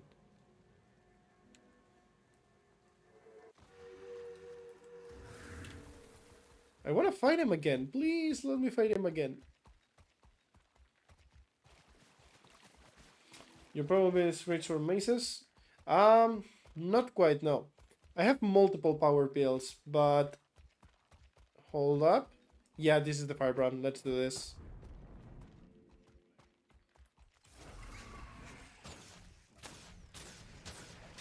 Okay, dodge that. Tap this.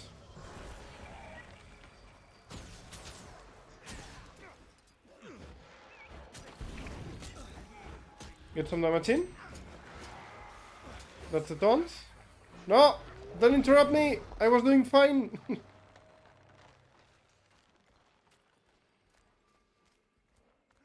Oh no! We don't get the rematch! Okay, we do. Maybe.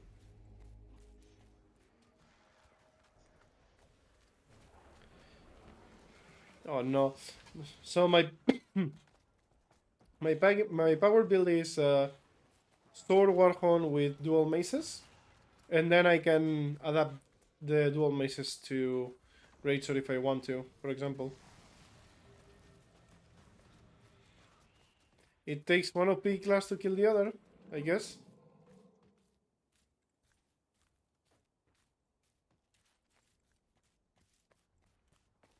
Yeah, but I honestly think we just got caught into the surprise of that build. I think we have a fair shot if we time our burst windows with Signet of the Hand.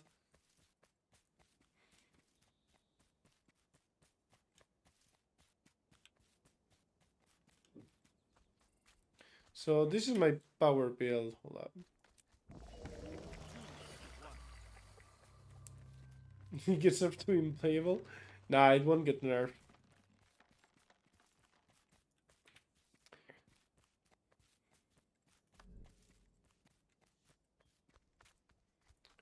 Is it first to last, like first love?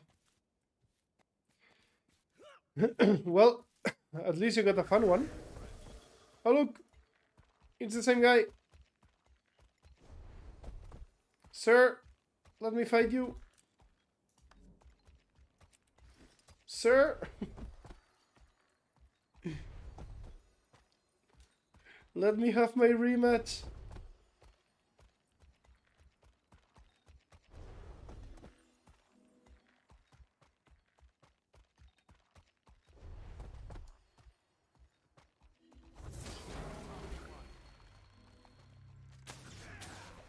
That's that?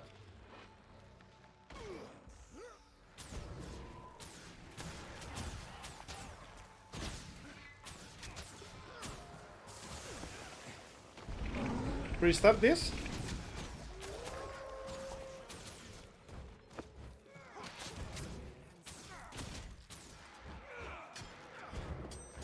Okay, get away from that.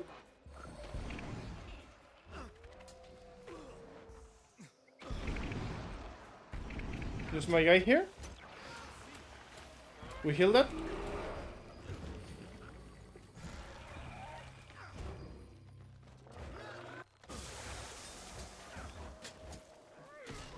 Oh no.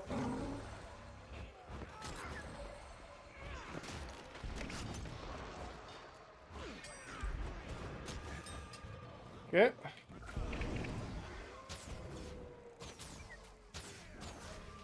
No, my Volga missed.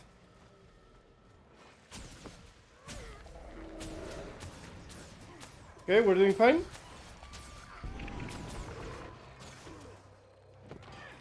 Wait for the stab.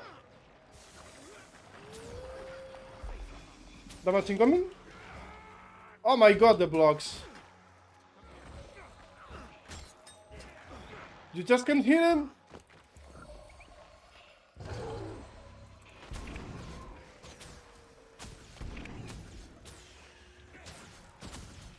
Okay, we're still alive. We can do this.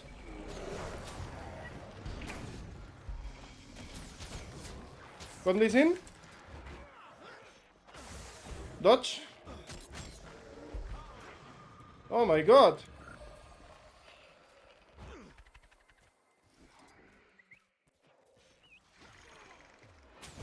That's that. We are so dead.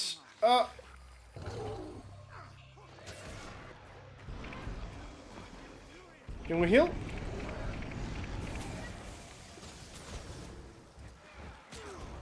Counter maybe? Fucking blocks.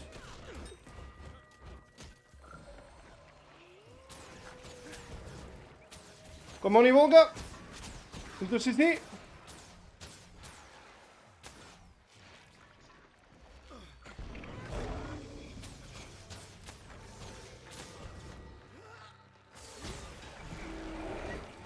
Kill it! Yes! Oh. Okay, and because you killed me the first time, I'm killing you this. There we go. Oh my god, what a tough matchup on this. You. It was very close indeed, yes. I kinda think like I've had enough Condi builds for a while. Actually, let me do something funny. We have another version.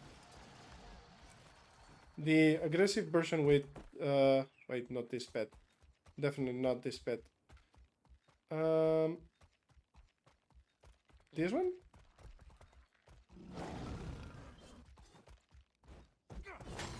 Oh. Okay.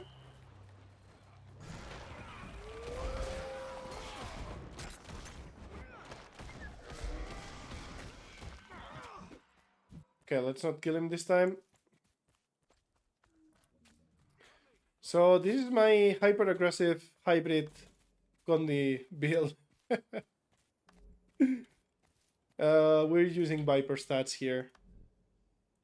Very high risk, high reward, so to speak. Oh, he wants more? Sure.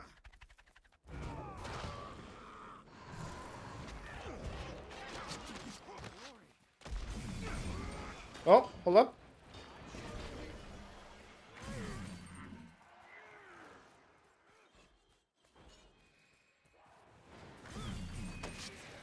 Okay, we're gonna heal this. Tap this.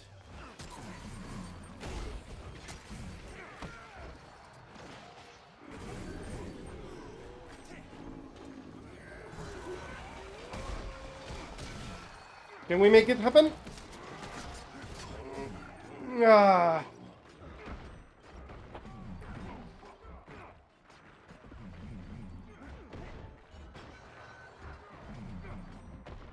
Dang it. Wait. Am I still in? There's no way. No. I kinda forgot.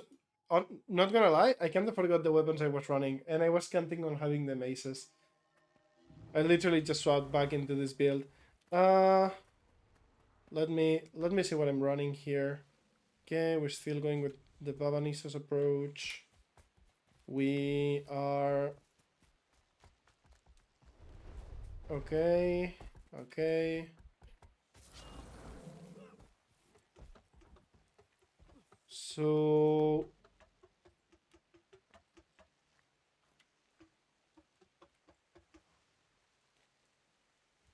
right. Okay, so with this we're I see now. We're doing the combo of yeah, we're doing the Condi Bird combo, so to speak. Not entirely the Condi Bird, but we basically want to be using Signet of the Hand, Vulture, Hunter Skull. Yeah, okay, I see now. Uh-oh.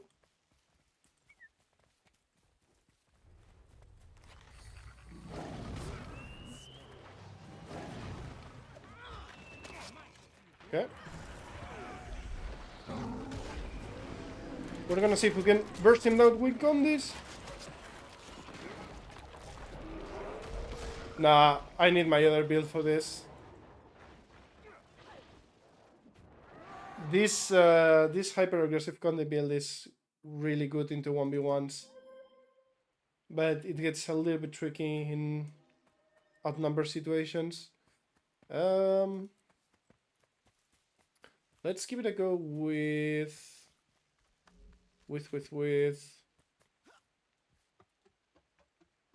Should I go power? Let's go power. Let's go full power. Not my strongest 1v9 build, but definitely not bad.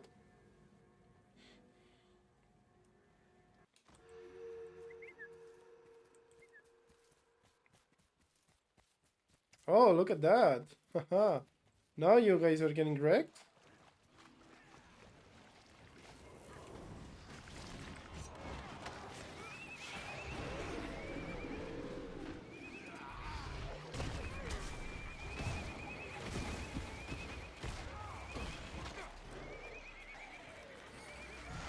What's this?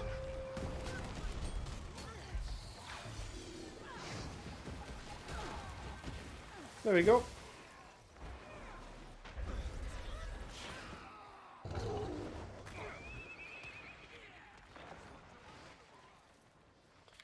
I'm much more satisfied for love to see the numbers. Well, if you want to see numbers, I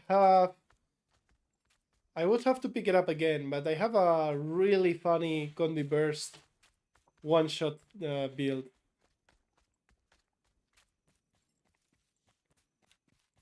Oh look, a Necro into an Amalgam. Let's get rid of the Necro first.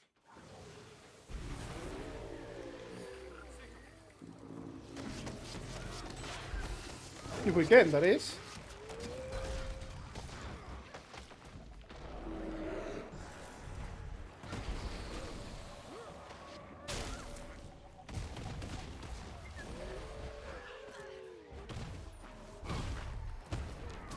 There we go.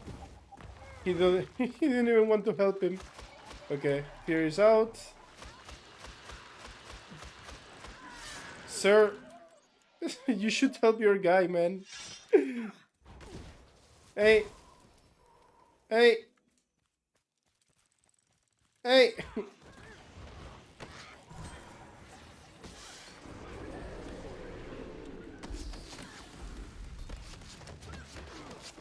Ah, yes. The power of power.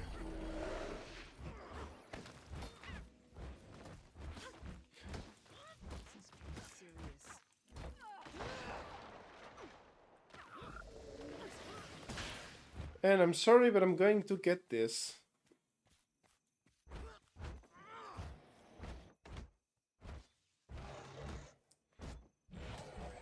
Man, I know it doesn't look like it, but I am rusty.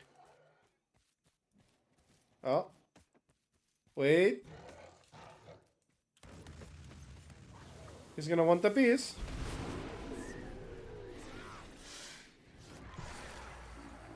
Let's send this. He's gonna dodge. Slam. Tap. Stun. Dead.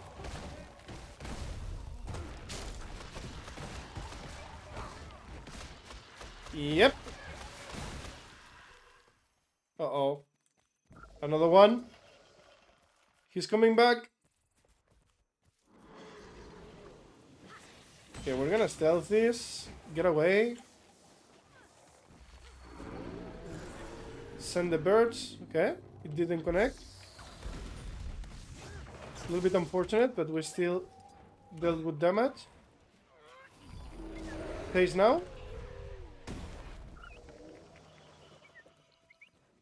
Come on. Come on.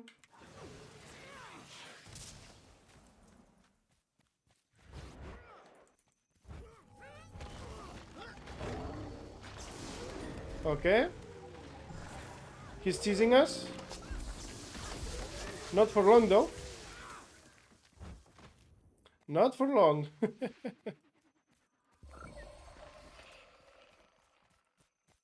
Yeah, maces are really, really nice. Wait, is the Necro coming back again? Yes, he is. Okay, we're very low on HP.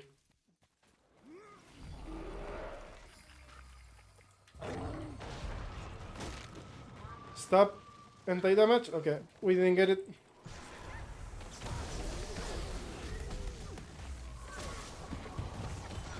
No! I knew it. If we didn't get the reset on the maces, I knew we would die. I don't understand how he got dressed so fast, though. That's the only thing I don't understand.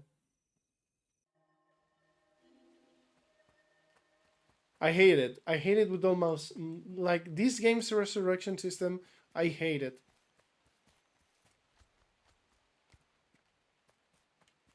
Like, I went in using my stab, using my anti-damage, just because, you know, he's on the ground, 30% less.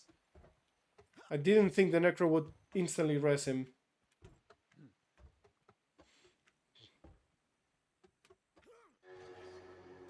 But yeah, power is so cool. And I believe I had a really strong dual mace plus spear build, which I think it's the strongest spear build that I crafted for the Soulbeast.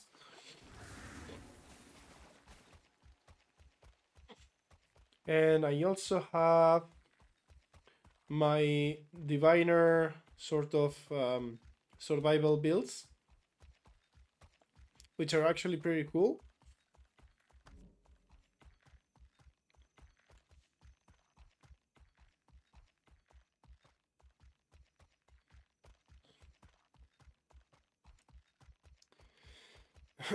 Also, speaking of finishers,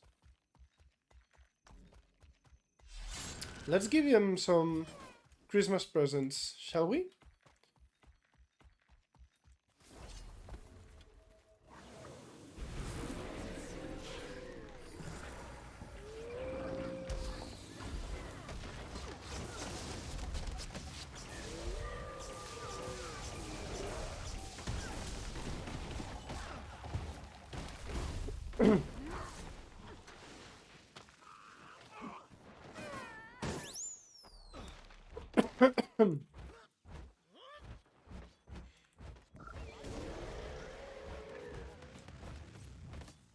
Like, I don't care. I don't care. I mean, I hate the fears and all that stuff, but what I hate is the instant rest dynamic.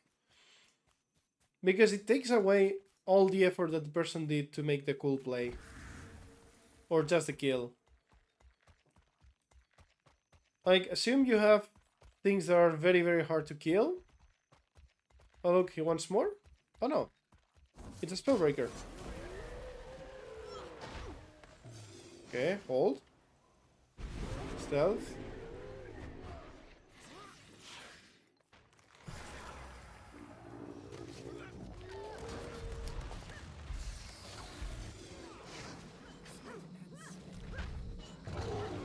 Oh, shit!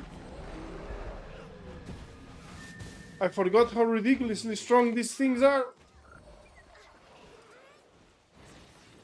Gotta reset. Wait for my signet again.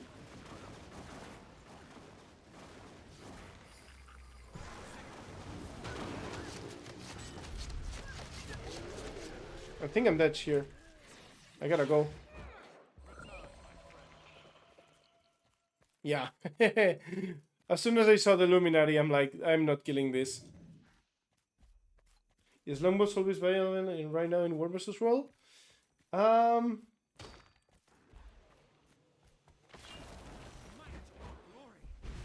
Hold up. Give me a second. Oh, now you run? Okay. Sure.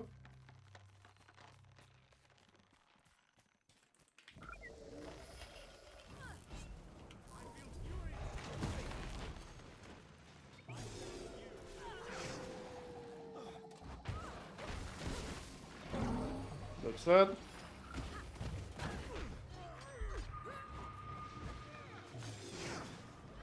Okay.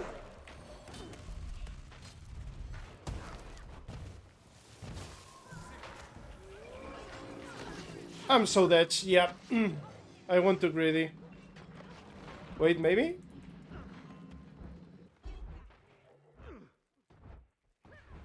Oh, there's another guy. This is the power bird in me talking, but I'm sick of damage negation skills like Endure Pain or Signet of Stone. Damage enduring skills I can get behind. Complete invulnerabilities I don't like. And Ethan, the longbow Soulbeast, it is viable, but there is no reason right now to go longbow anything. Well, maybe longbow Untamed, and even then that's a stretch. There is no reason to go longbow anything when you have galeshot. It's just how it is. Galeshot was designed to be the optimal archer for the ranger, and it is. Especially considering the longbow, it's the worst weapon for the ranger by far. Hands down.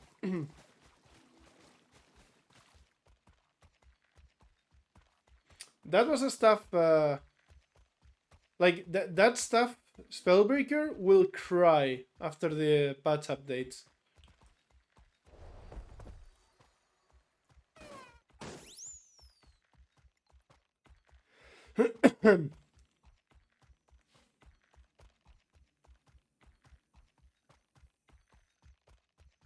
Also, am I running the right status?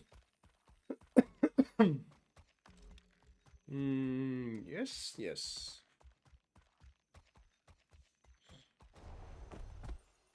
Let's see if we can find this guy again.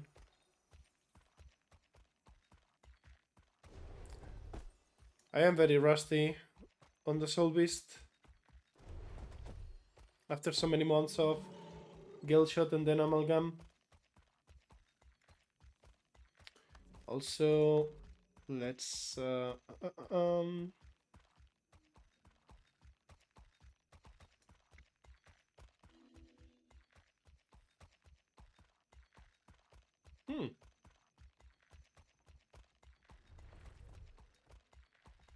Oh, me like.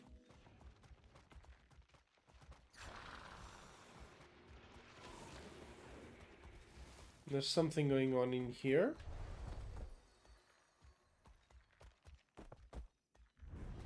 Oh. Holy shit.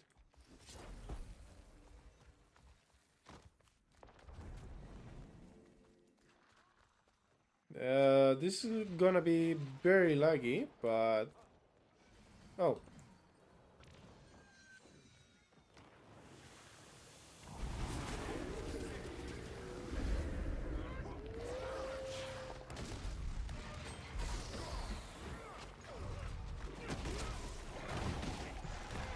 Okay, time to run.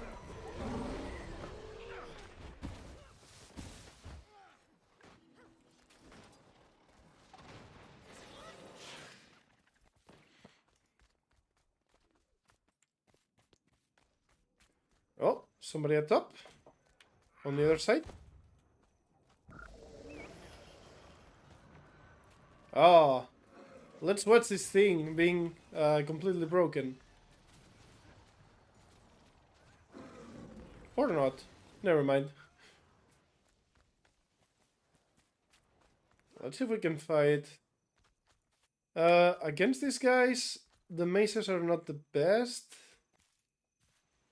But let's give it a go. Oh. What happened? Oh, he's fighting somebody. Apologies. I will not interrupt.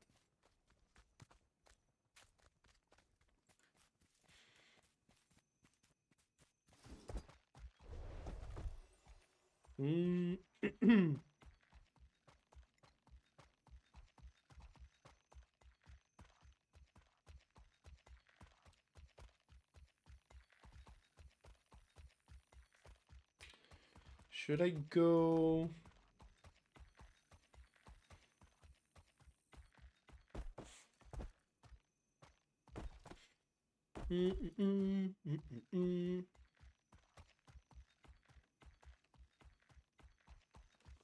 I feel like I could update my soul, my blood soul build with the new relics. But Baba Nissos is still super strong on Soulbeast.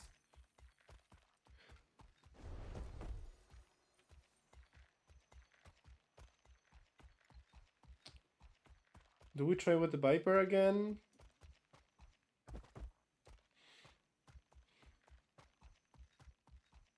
Or I could go... I could go for this.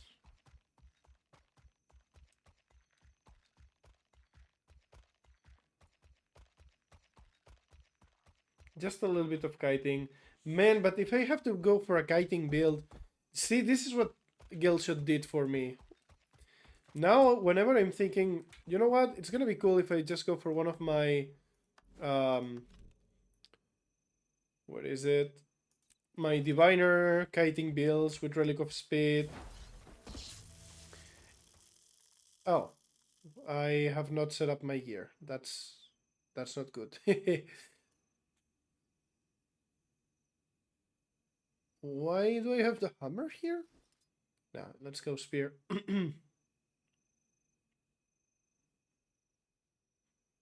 Spear or greatsword, actually. Nah, let's go spear. And then what do we want here? Let's go Berserker with Eagle. What? Because why not?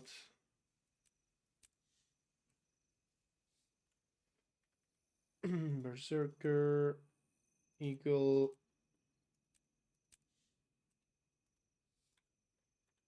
I think this was supposed to be my Marauder. Wait, I think this was supposed to be my Marauder setup. Huh.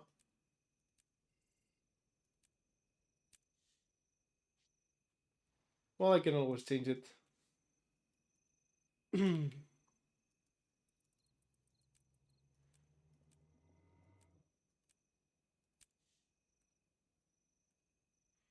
And I kinda want to have some sort of diviner here and maybe here. Just a touch. Perfect. That should do it. And this is my speedy build, basically. Conic lens comes from this. Maybe we should go for this too. I don't know. It's 1, 2, 3.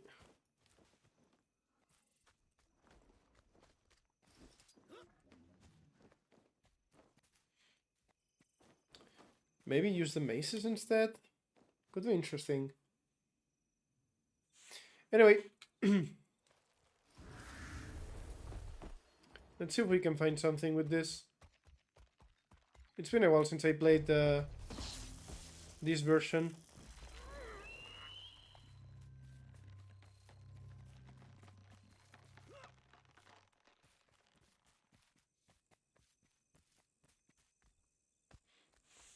Full Relic of Speed. I think it's a little bit of a waste, but... Okay, target acquired.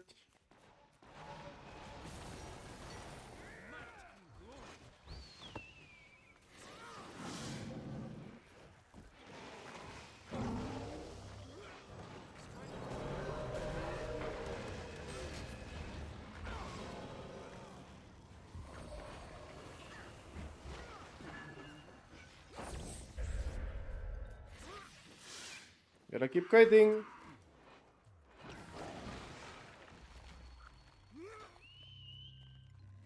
Jump on me. Bye.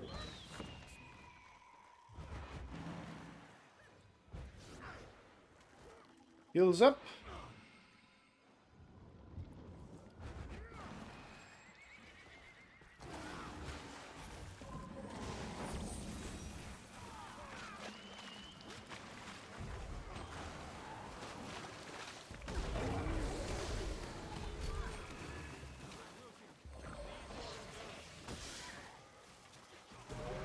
Can we make it happen? No, because of the stupid blocks. Because of the stupid blocks once again. Ah. And this is why I need Signet. But yeah, this build is super cool. You can, if I wanted to, they can never catch me.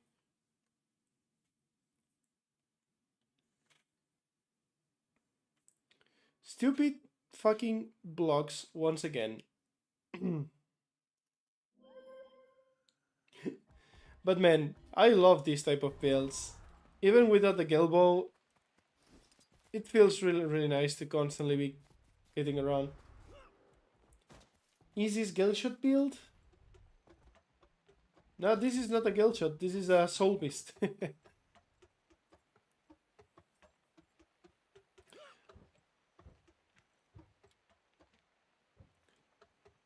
And hello, Hagino.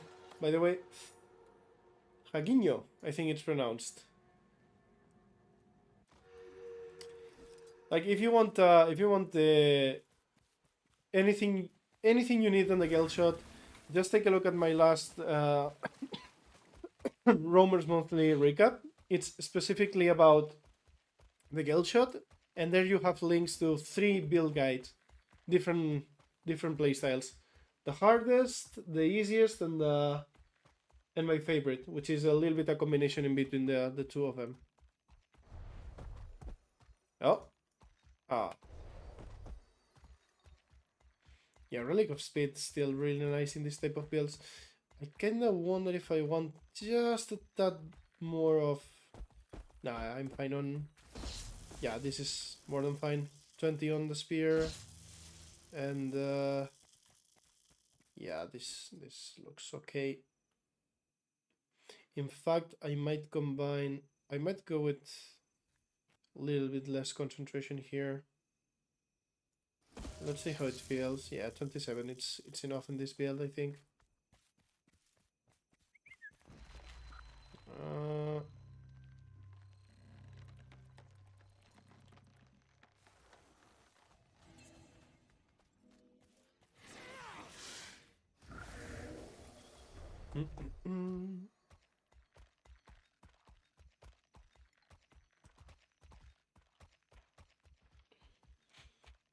What are you, Dragon instead of our other misses on Galeshot? Dragon is fine, yes.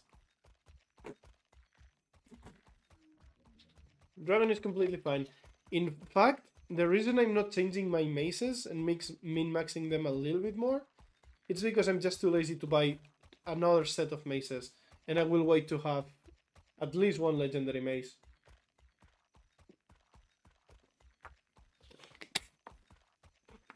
But first I think I want to grab Spear and Shortbow.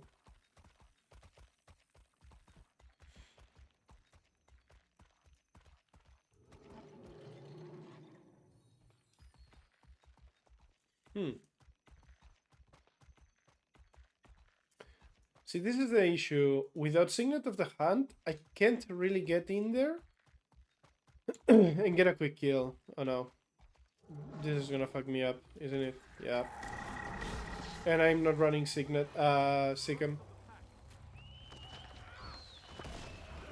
Okay. Maybe he's cooked? Yep, he was cooked.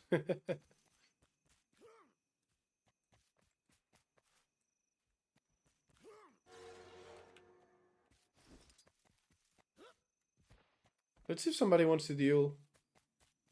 I would actually like that.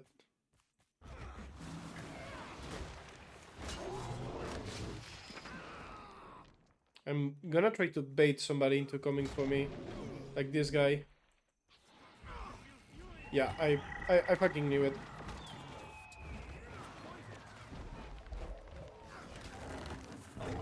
I fucking knew it.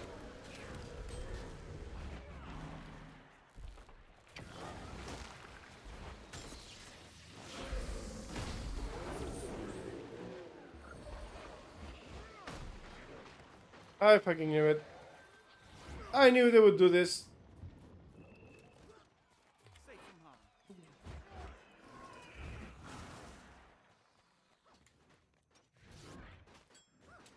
This is just how people are. I knew it.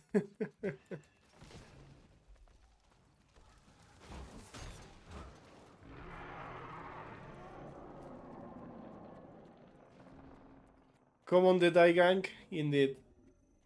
Very much indeed, yes.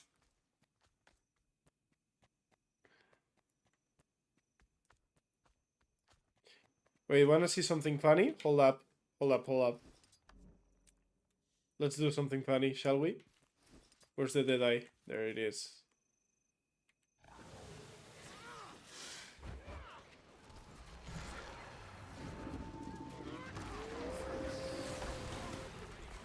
Boop!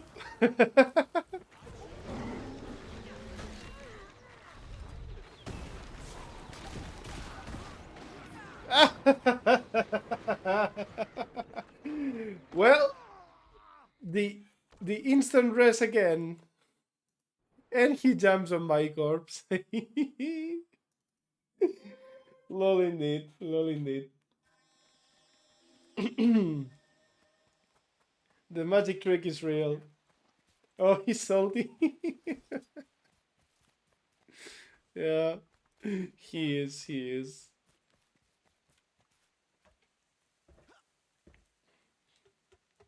Alright, we had fun with power. Let's go back to Condi. Jay might unfollow me for this, but we're gonna go for the Trailblazer Plague Doctor combination here. Without the B. This is a no B build.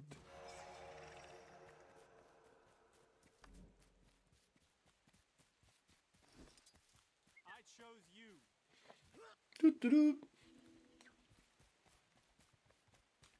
I kinda miss my other version of this build though.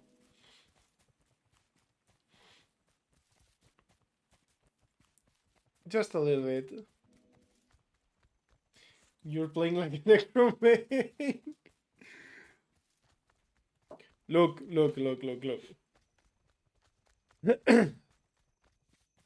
I don't trust that I'm gonna have 1v1s. And God knows that the Viper version it's gonna get clapped in outnumbered.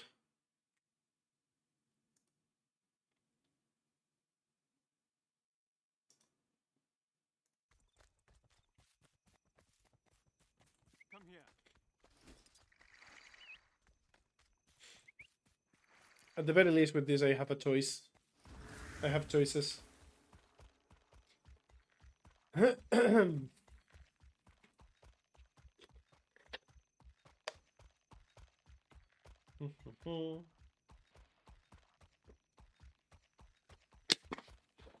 Or I could go kill that dead eye again.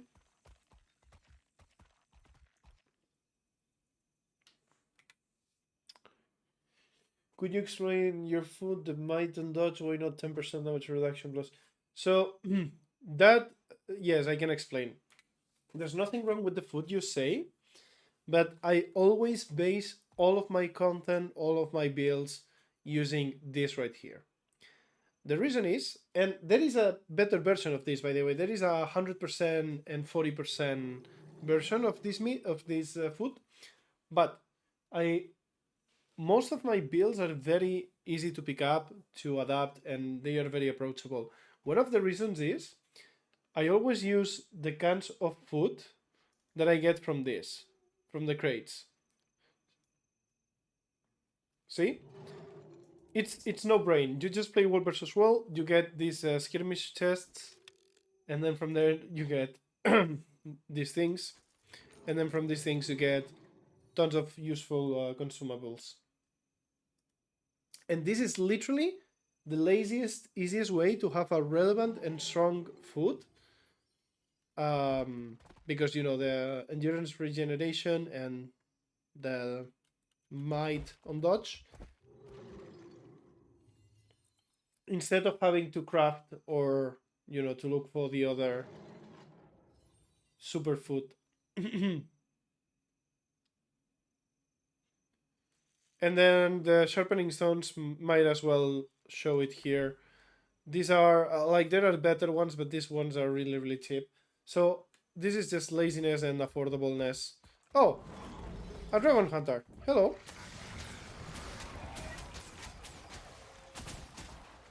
Okay.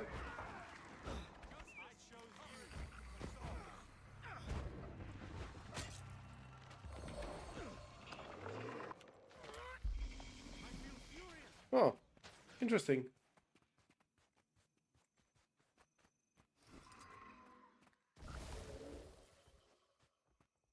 Truffle stew? What's that? Can I buy this?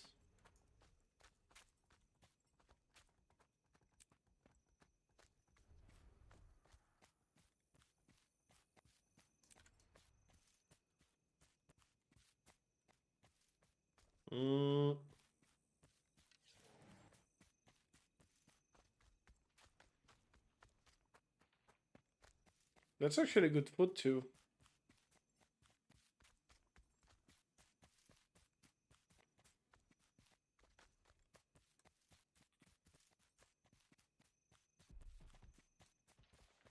What is that food that you mentioned? What does it give me? Alright, 1v2 incoming, boys. Let's do this. Let me food up before I go in.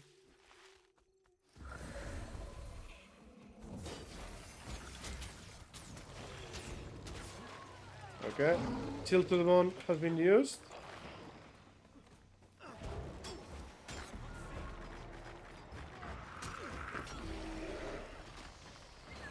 Anti-damages.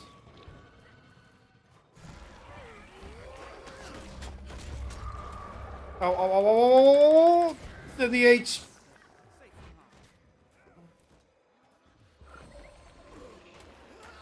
Of course. I wasn't ready for this.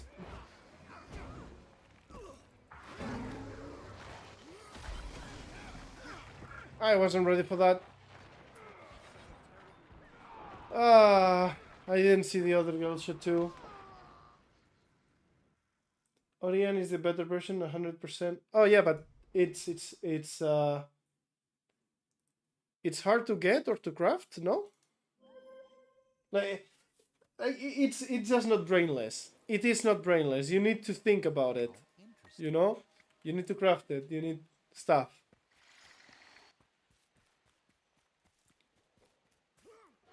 What do you need to craft it? A recipe?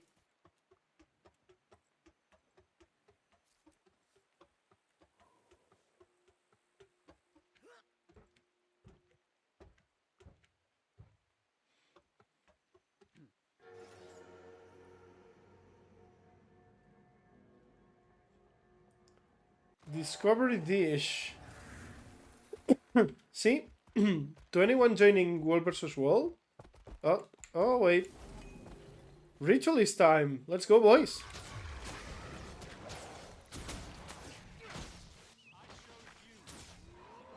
Okay, this is a spear Ritu. So we're gonna play this like that. Like that. Speed. And now we hit him. Throw this off.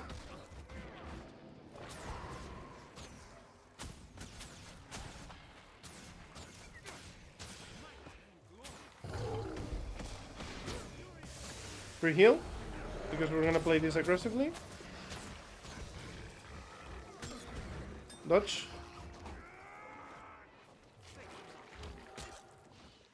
And he dies, right? Can you... There.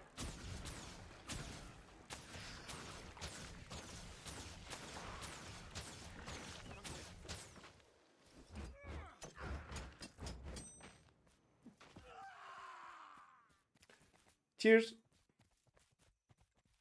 Wait, I couldn't finish. I gotta try to finish people to give them the winter's gift.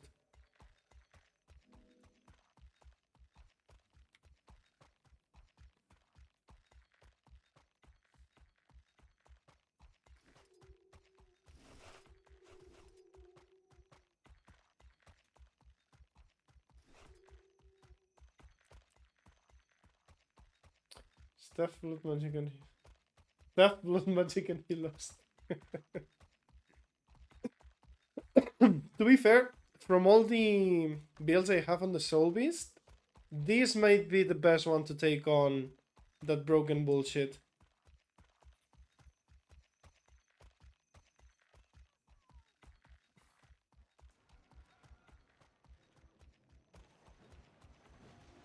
And look, Willbender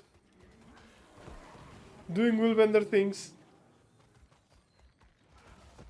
Nah, this guy's not very good. Uh-oh. Okay, are you with me, mister? If this guy is with me, I go on them. Let's fucking do this. Crusade Fear.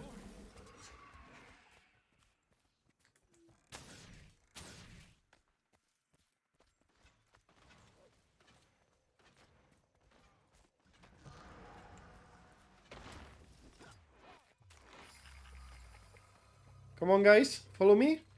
Guys.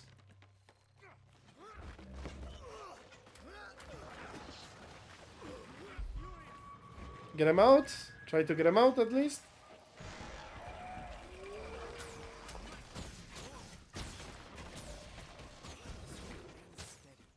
Mr. Bender? Do you want to help? Mr. Bender doesn't want to help. I mean, guys, come on.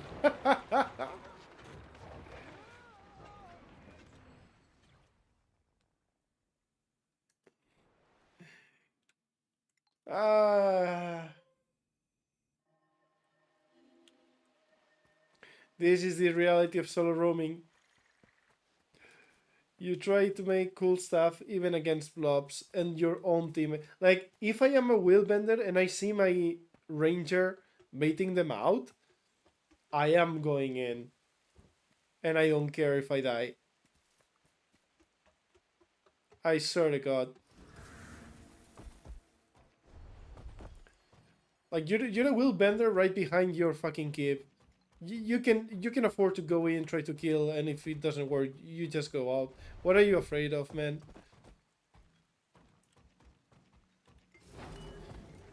Like, these people are literally waiting there for a fight, and then you bring them the fight, and they're like, oh no, we don't take this. Whenever I go for oysters, which is this says 474.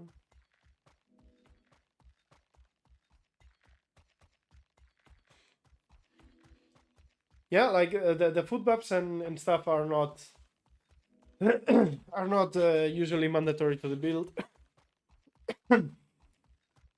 There are a few builds that I made recently which have very min-max stats, and I used the food buff for them. But outside of that, yeah, it's very flexible.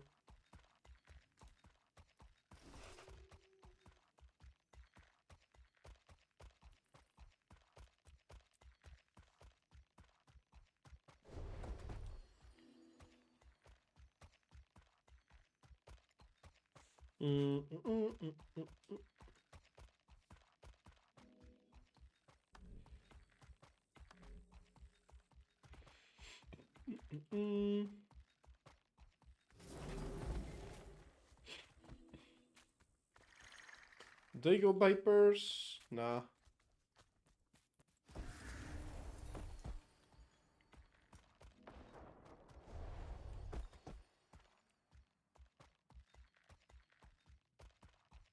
Although I kinda miss my wombo combo a little bit. How many people are inside this?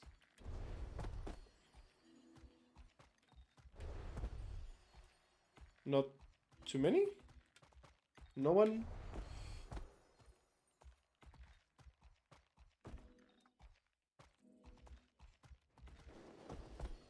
Oh shit. Yep, there is people, alright.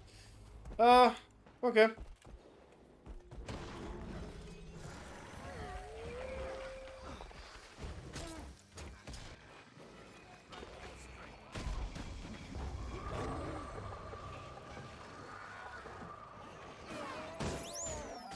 Okay, that was an easy pickup. And Need to work versus. Oh shit! Hold up.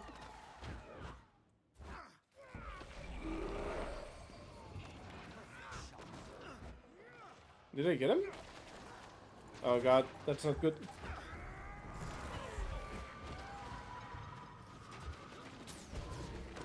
There is no way I'm doing this.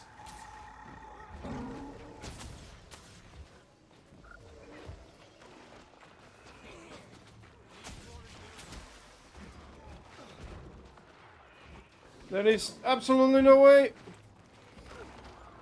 I can't deal with the kiting of this guy and the constant damage of the other guy. Need to work versus well. What team should I join? No guild currently. If you're new to work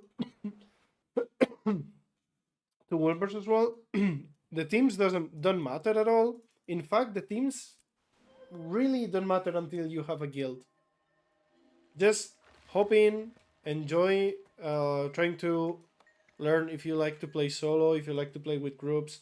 There's gonna be open parties to anything. There's literally zero repercussion for you to pick a team right now or not. Just hop in, see what you like, and once you understand what you like in World vs. World, you can maybe choose a guild that's moving more towards that goal.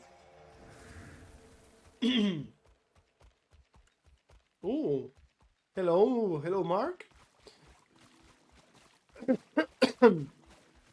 Estoy un poco jodido, como puedes ver. I'm a little bit scuffed.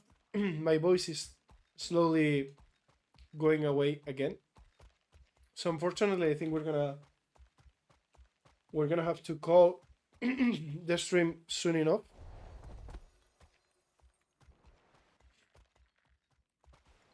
I'm still not recovered, and I want to stream on Wednesday a little bit of PvP too. So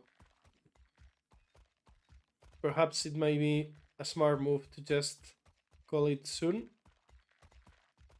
I have no keys. I just want to see if I can get... Oh. Let's go. Let's do this. Let's do this, brother.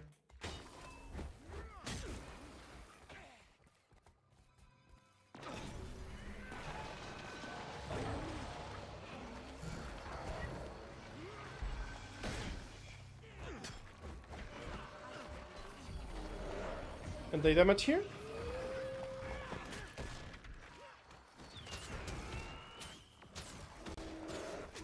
Nah, this is just not doable.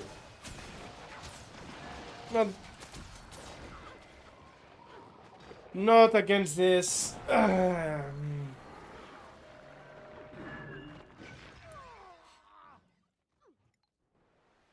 Not against this. I'm a little bit rusty though, I have to admit.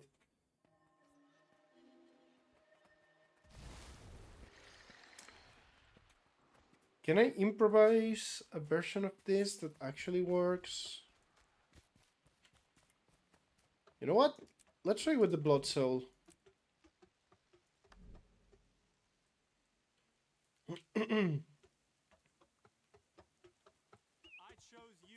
Let's try with this. I feel like we need a little bit of AoE here. Can wait for the mesmer trait in year that makes confusing scale of opponents that gonna make the most power. Oh no, please. I will fucking quit the game.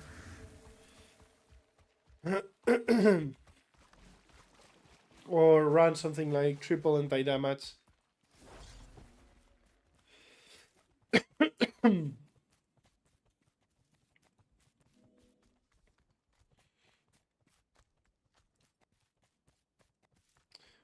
Right, so how can we deal with that 2 versus 1? The Soulbeast is gonna be really tough to kill. But so is the other guy.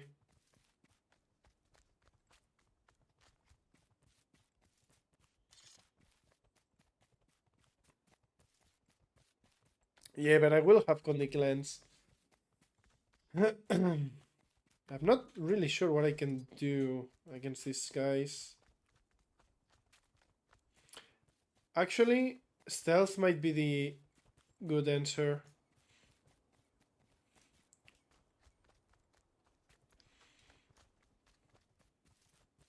Oh, they're gone anyway.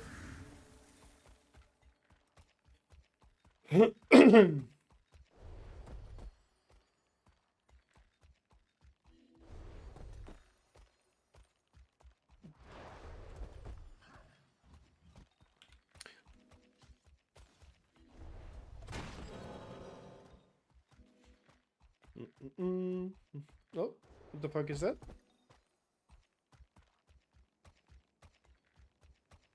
Oh. Let's just turn back. I'll do one more round, I'll do a couple more fights and then call it a night. And I think I might want to get my old survival combination Conde build back.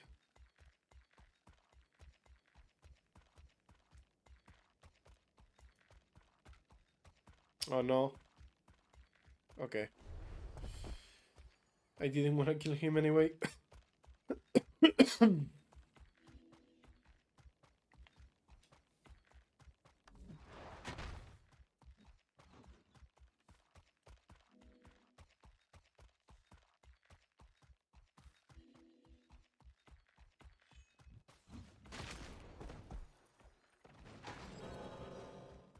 No. Oh, look at that. You're alone now. Where did he go?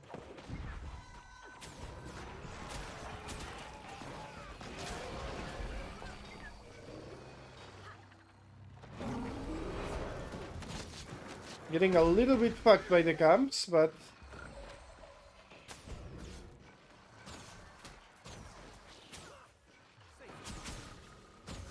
Okay, now we go with the maces.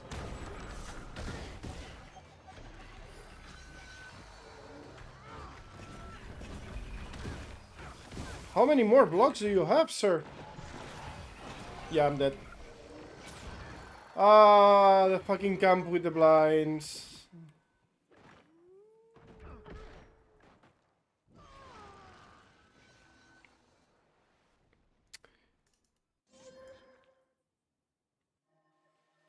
The freaking camp with the blinds. Whenever I wasn't being blocked, I was getting blinded. Ay, ay, ay.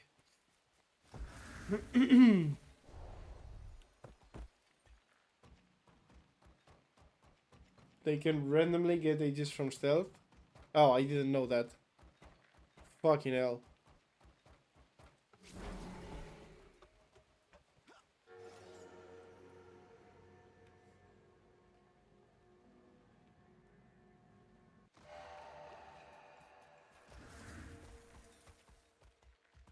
Okay, you know what? No, I know I can beat him with the power build. I know.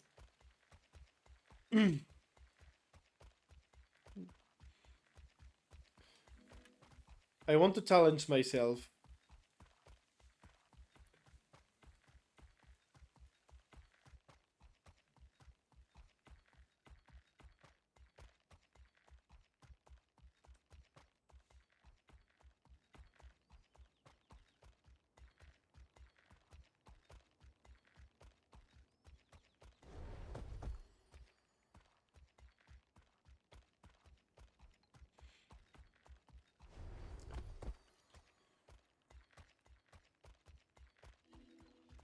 We're gonna try to kill this camp, see if he comes.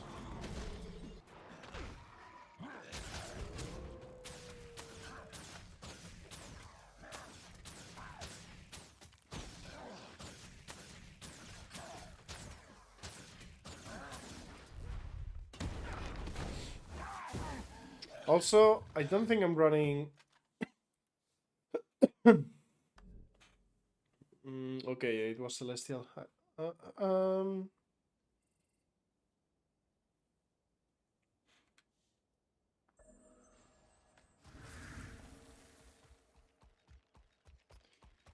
Let me have my rematch. I mean, these guys had even the... okay. No wonder I lost there. I was fighting into extra stands, extra blinds, and extra damage. Yep, that makes all the sense in the world, actually.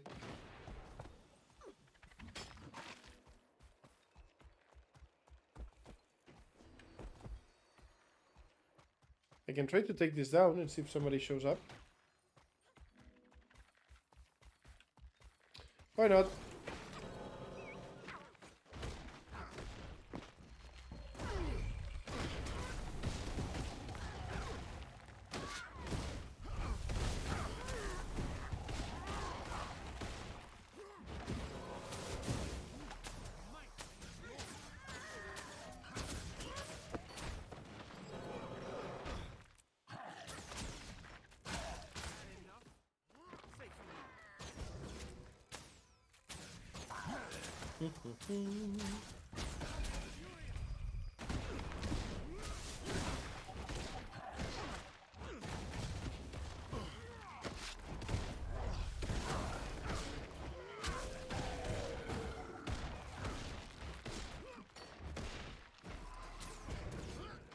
Oh, did it work? Well, it's not the same guy, but we'll make do.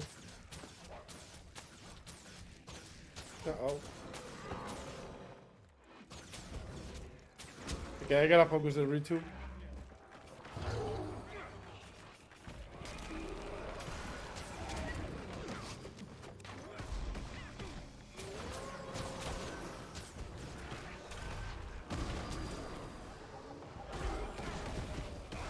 No, this is impossible.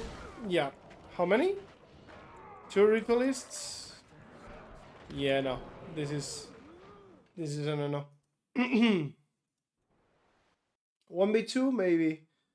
Against that, there's no choice. No chance, I mean.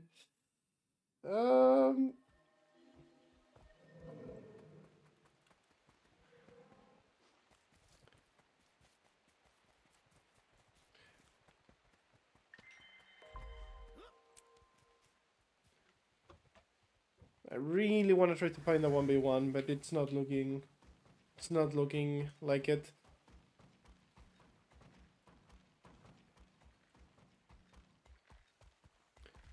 Should I go for my Condi bird?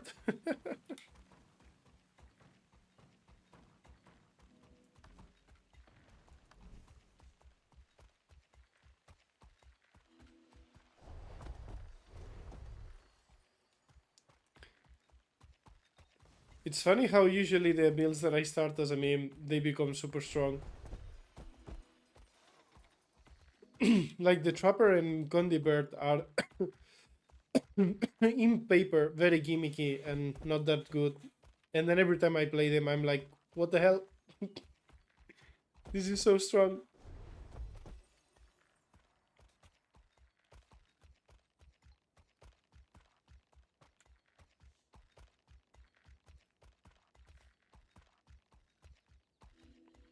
Let's go with the Viper. With the Viper thingy.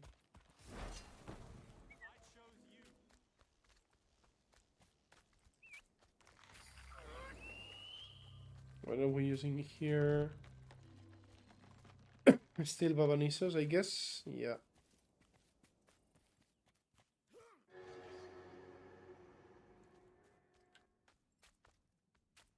All of this is being taken. There's no point. Let's go with the other side.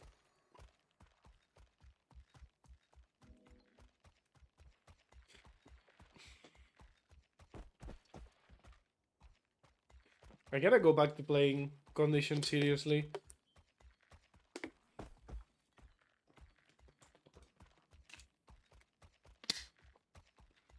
I just got so rusty with it. Also, let me look for my...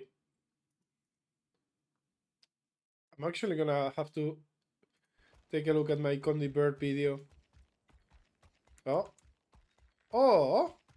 Look at that! Look at that! Karma!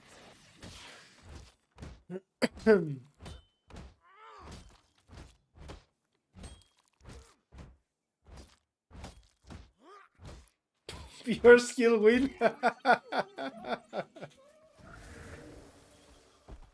You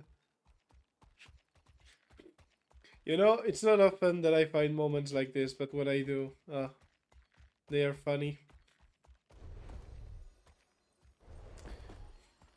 And now I'm gonna head deep into the enemy territory.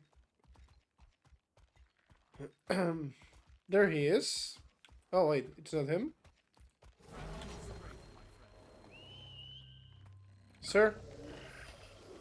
Oh, he's gonna wait for his friends, isn't he? Yeah, of course.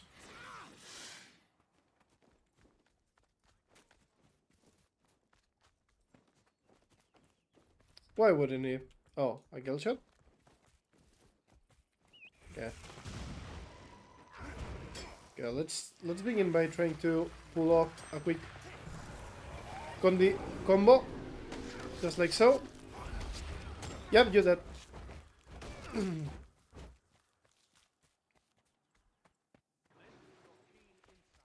I don't have desires to kill you. You, on the other hand...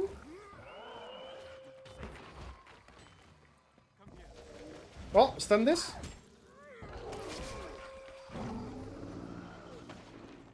Dodge. Bad choices there. But very bad choice going for the longbow here. Very bad one. And for that, sir, you pay the price.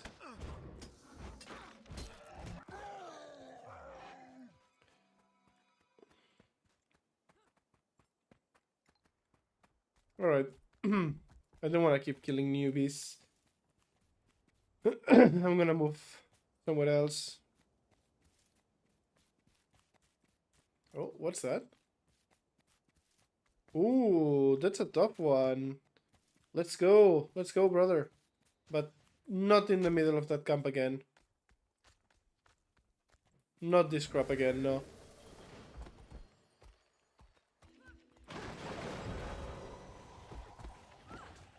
Uh-oh. Uh-oh!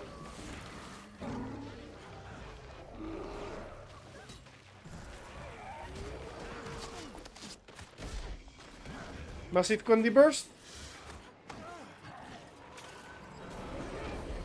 No! No, no, no, no, no! Oh, what the hell was that? What the actual... Oh, okay. I see.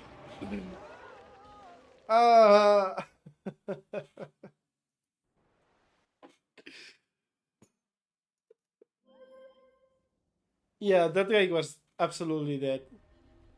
Without help. Like, all I had to do is just run away and wait the shroud and he was dead. You just cannot find any 1v1s tonight? Yep, I cannot. I'm gonna do one more fight and then I'm gonna call it. And I'm very tempted to do... Yeah, fuck it, I'm gonna go quickly over my Condi Burp video. I'm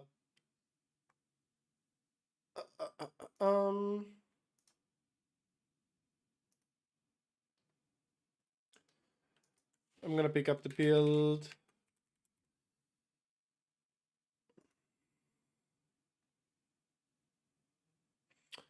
We're gonna go... We're gonna go for the aggressive version of the build, I guess. Without Nature's Magic. Yeah, we're gonna do that. And the Fractal Relic. For fun. And the build was using... What stats? I think it's the same stats, actually. I think it was Viper. Oh, wait, no, it was... Trail, and Plague Doctor? Huh. Interesting. So it is using this a little bit more.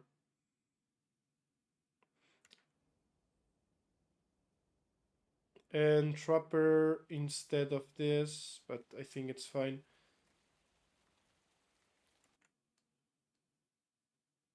So the weapons are fine.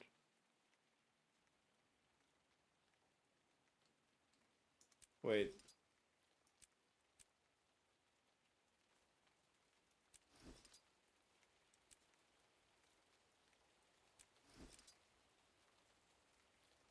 Yeah, we're gonna do it like this. We're gonna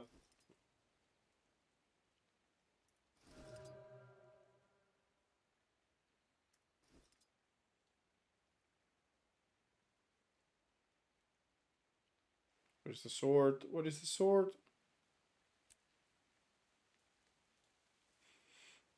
There.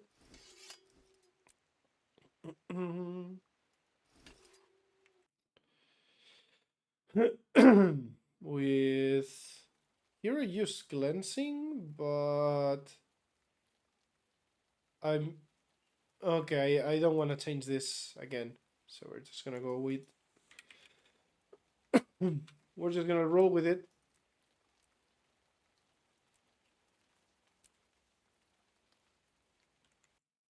The sigils are not exactly the same, but it's fine. Now the gears more or less. We're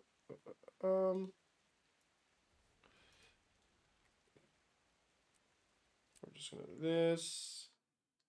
And minstrel. Yes, that is minstrel. Yes.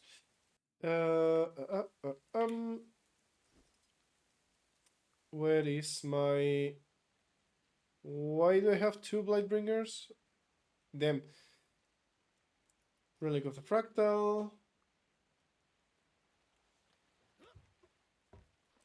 Get my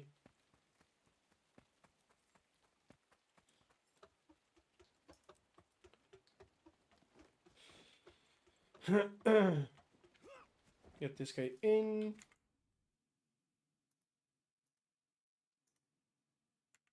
We use the Wolfie.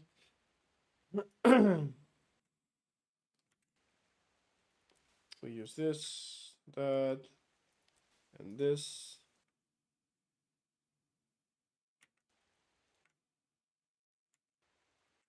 And I'm guessing the build is pretty much the same. Yep. Pretty much the same. Right. Moving on.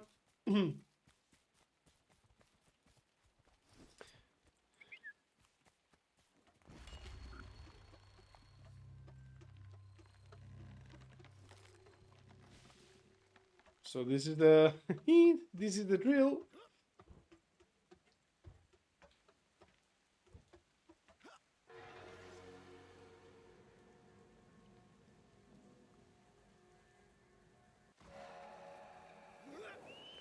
We pop this and this, connect with this, and call it a day.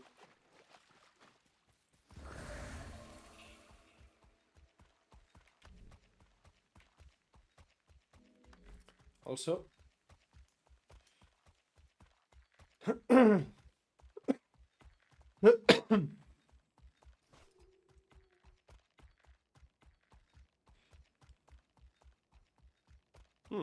what should I get here? I don't really like any of this. Is this the power or Conley build?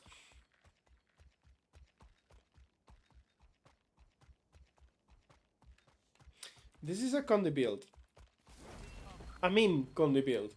Designed around doing... Hold up, I'll show you. Exactly this.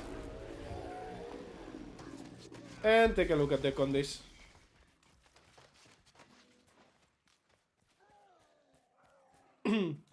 So you basically pop Sharpening Stones.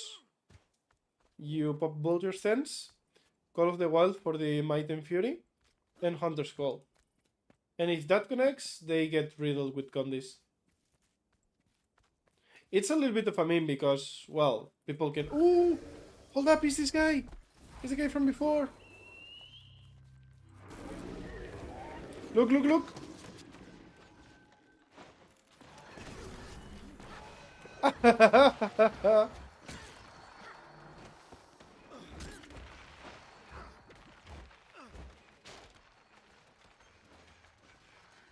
Well, there's that.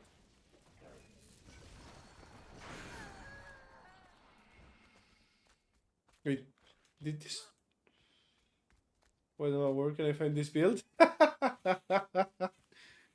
Hold up. I'll give you the link to my latest video with that build.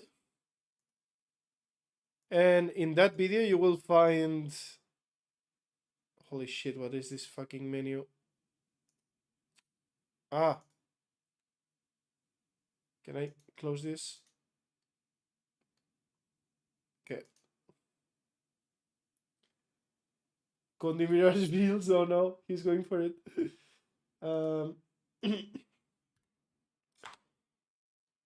Here you have the exact setup that I'm running right now.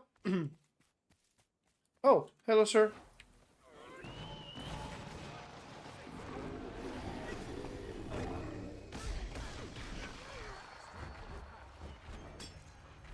Okay. Conde bird failed.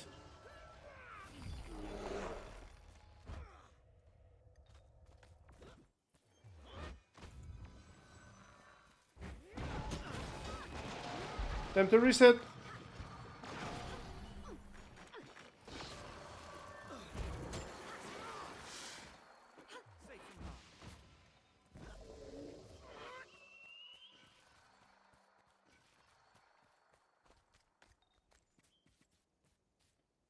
No problem.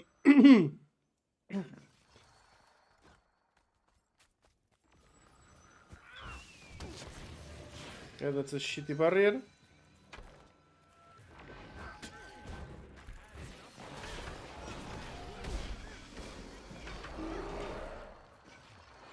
That's the first Condi burst.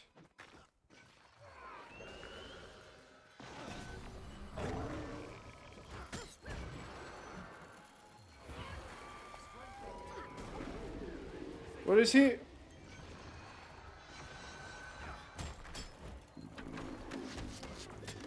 Second Condi. Is he down? He is down, right?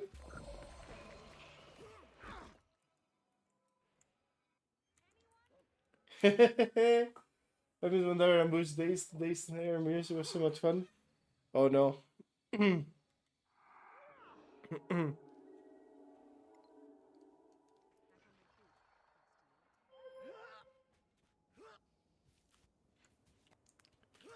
Seems like we're getting some fair deals right now.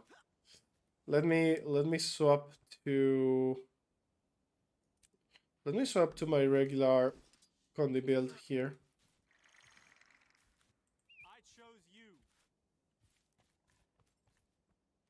Let's give him a bow. Deserving of one.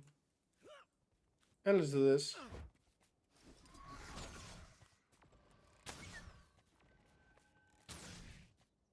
Ready for more. We're doing this.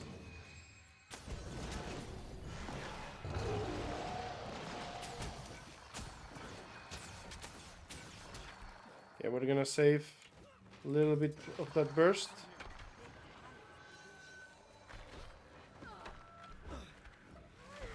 For this.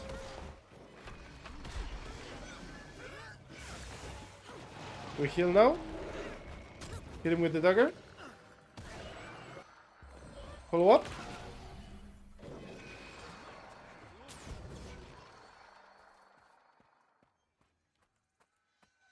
Yep. Like I thought, without the blinds and stuff, it is much, much better. Now we go Blood Soul. We go with the hybrid.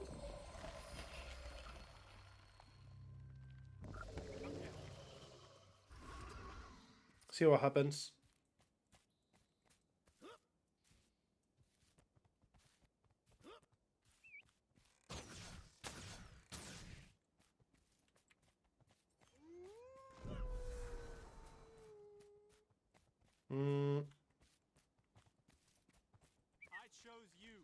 Where is he?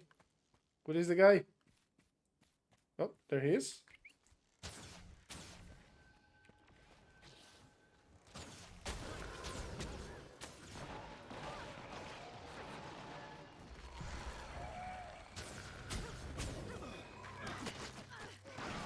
No, I got my thing interrupted.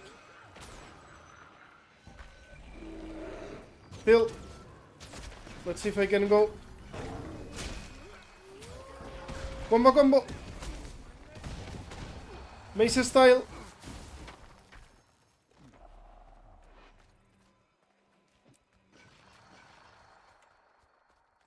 Where did he go? What the fuck? Rare loot.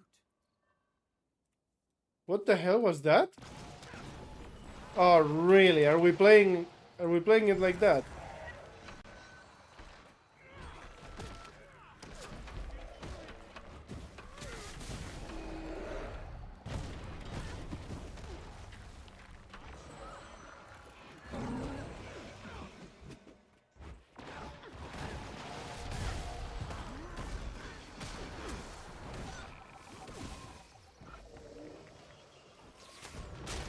Are we really playing it like that, sir?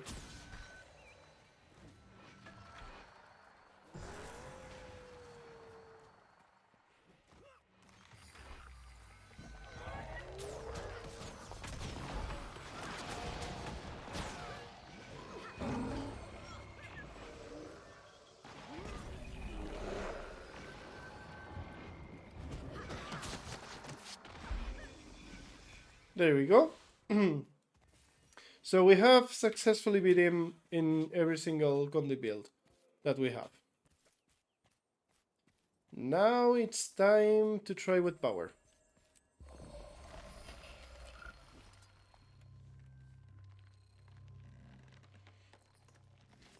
And I think for this guy... Okay, well, we'll stick to the mesas still.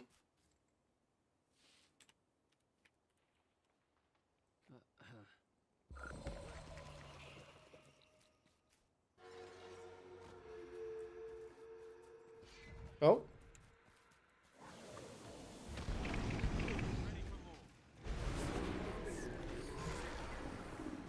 I don't want to use my ultimate here. Holy shit, the damage.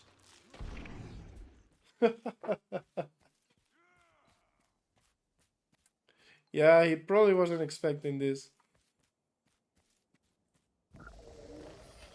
But now we don't have the element of surprise against the other guy. Brother, stop. Ah.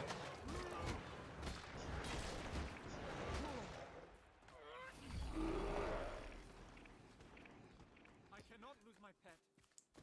The next time you do this, I'm killing you. No.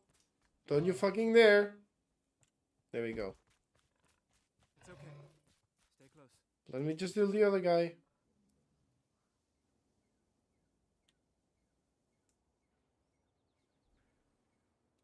Oh, he doesn't want to.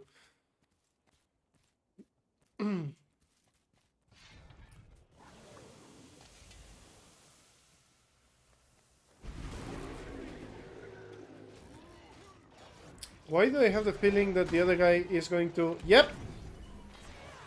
I just knew it.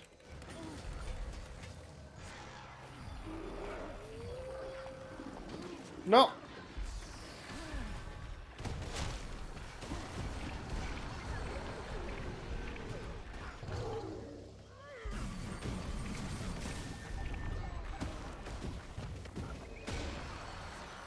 Stealth? Nah, I have too many condis on me. Just too many condis on me. The fucking Mirage condis. Ay ay ay. Speaking of the devil.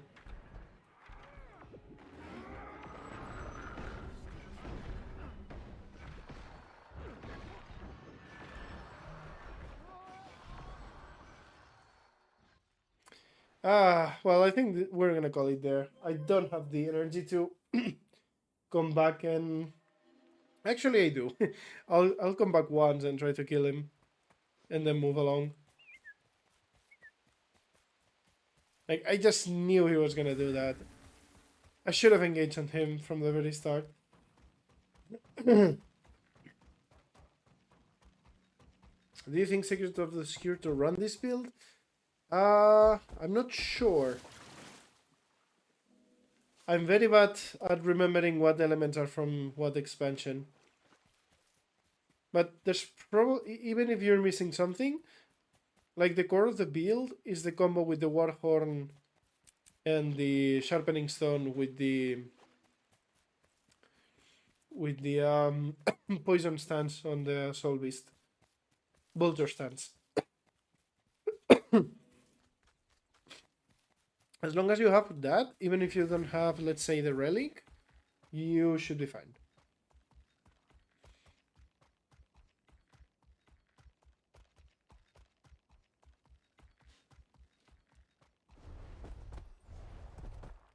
Okay, guys, we're gonna come back to the scene. See if we can find the Dick Mirage and get a little bit of a revenge on him.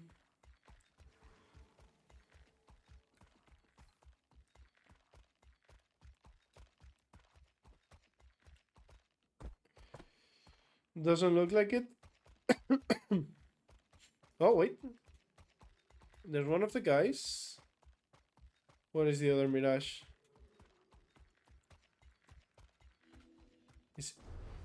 Is it that guy?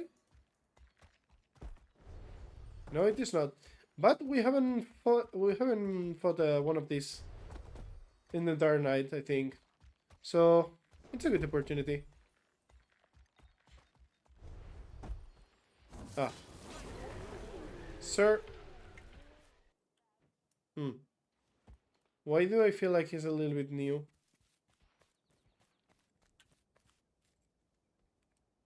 He is definitely new.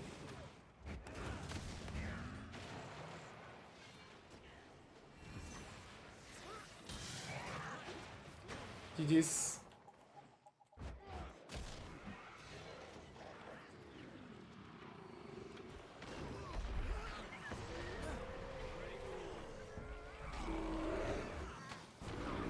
Okay.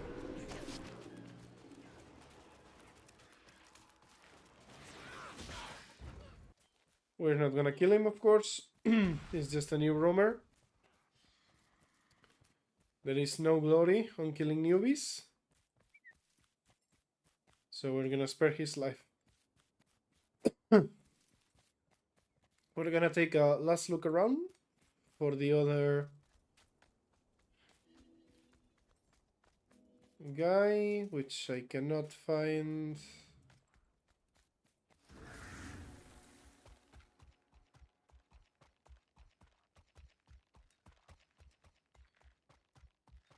Yep. No, please don't try to engage on me. Don't try to engage on me. I will kill you. Stop it.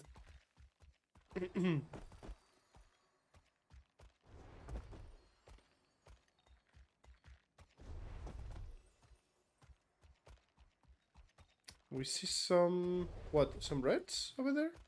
Oh, this is my team. Well, I'll tell you what, I'm just gonna give a surprise to the guys at the door and call it a night. That's gonna be the last fight of the night. What build do we want for it? We're gonna end with some power.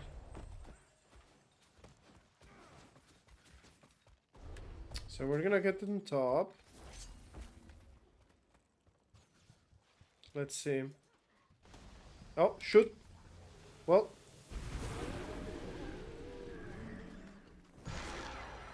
We're killing this guy first. One goes down.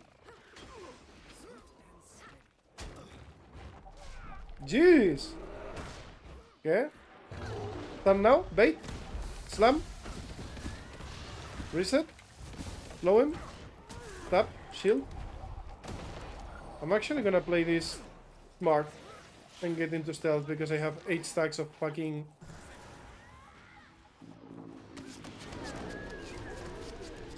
Send this guy. Wait a bit. Yeah, I know somebody else is coming.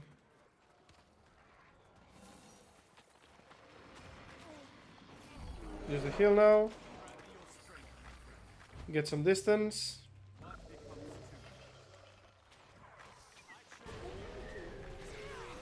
We're gonna have to try and kill this guy.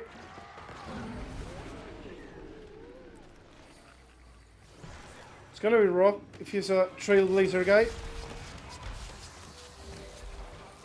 Stun him. No, don't run from me.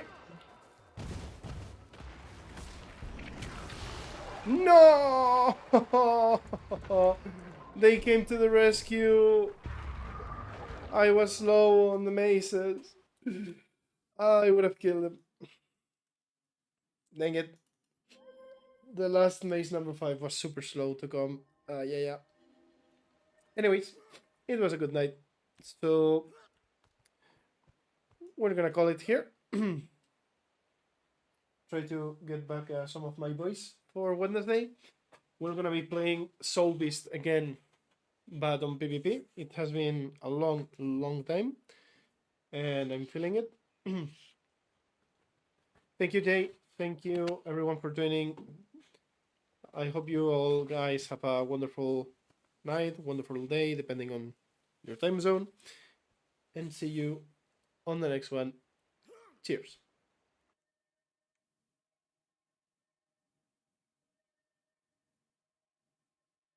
Feels like you end on other time one of yep. I mean, maybe one day I will have partner or something, and yeah, but I definitely feel you, man. I have a lot of people on different time zones and stuff, but I'm glad I got your message. Thank you for popping quickly back in. And if we ever find each other, we'll make sure of do a long dueling session. All right. Thank you to you too, Mr. D. Holy shit, D. Jakizel. Thank you very much. Enough for good. Have a good night. See you in the next one. Cheers.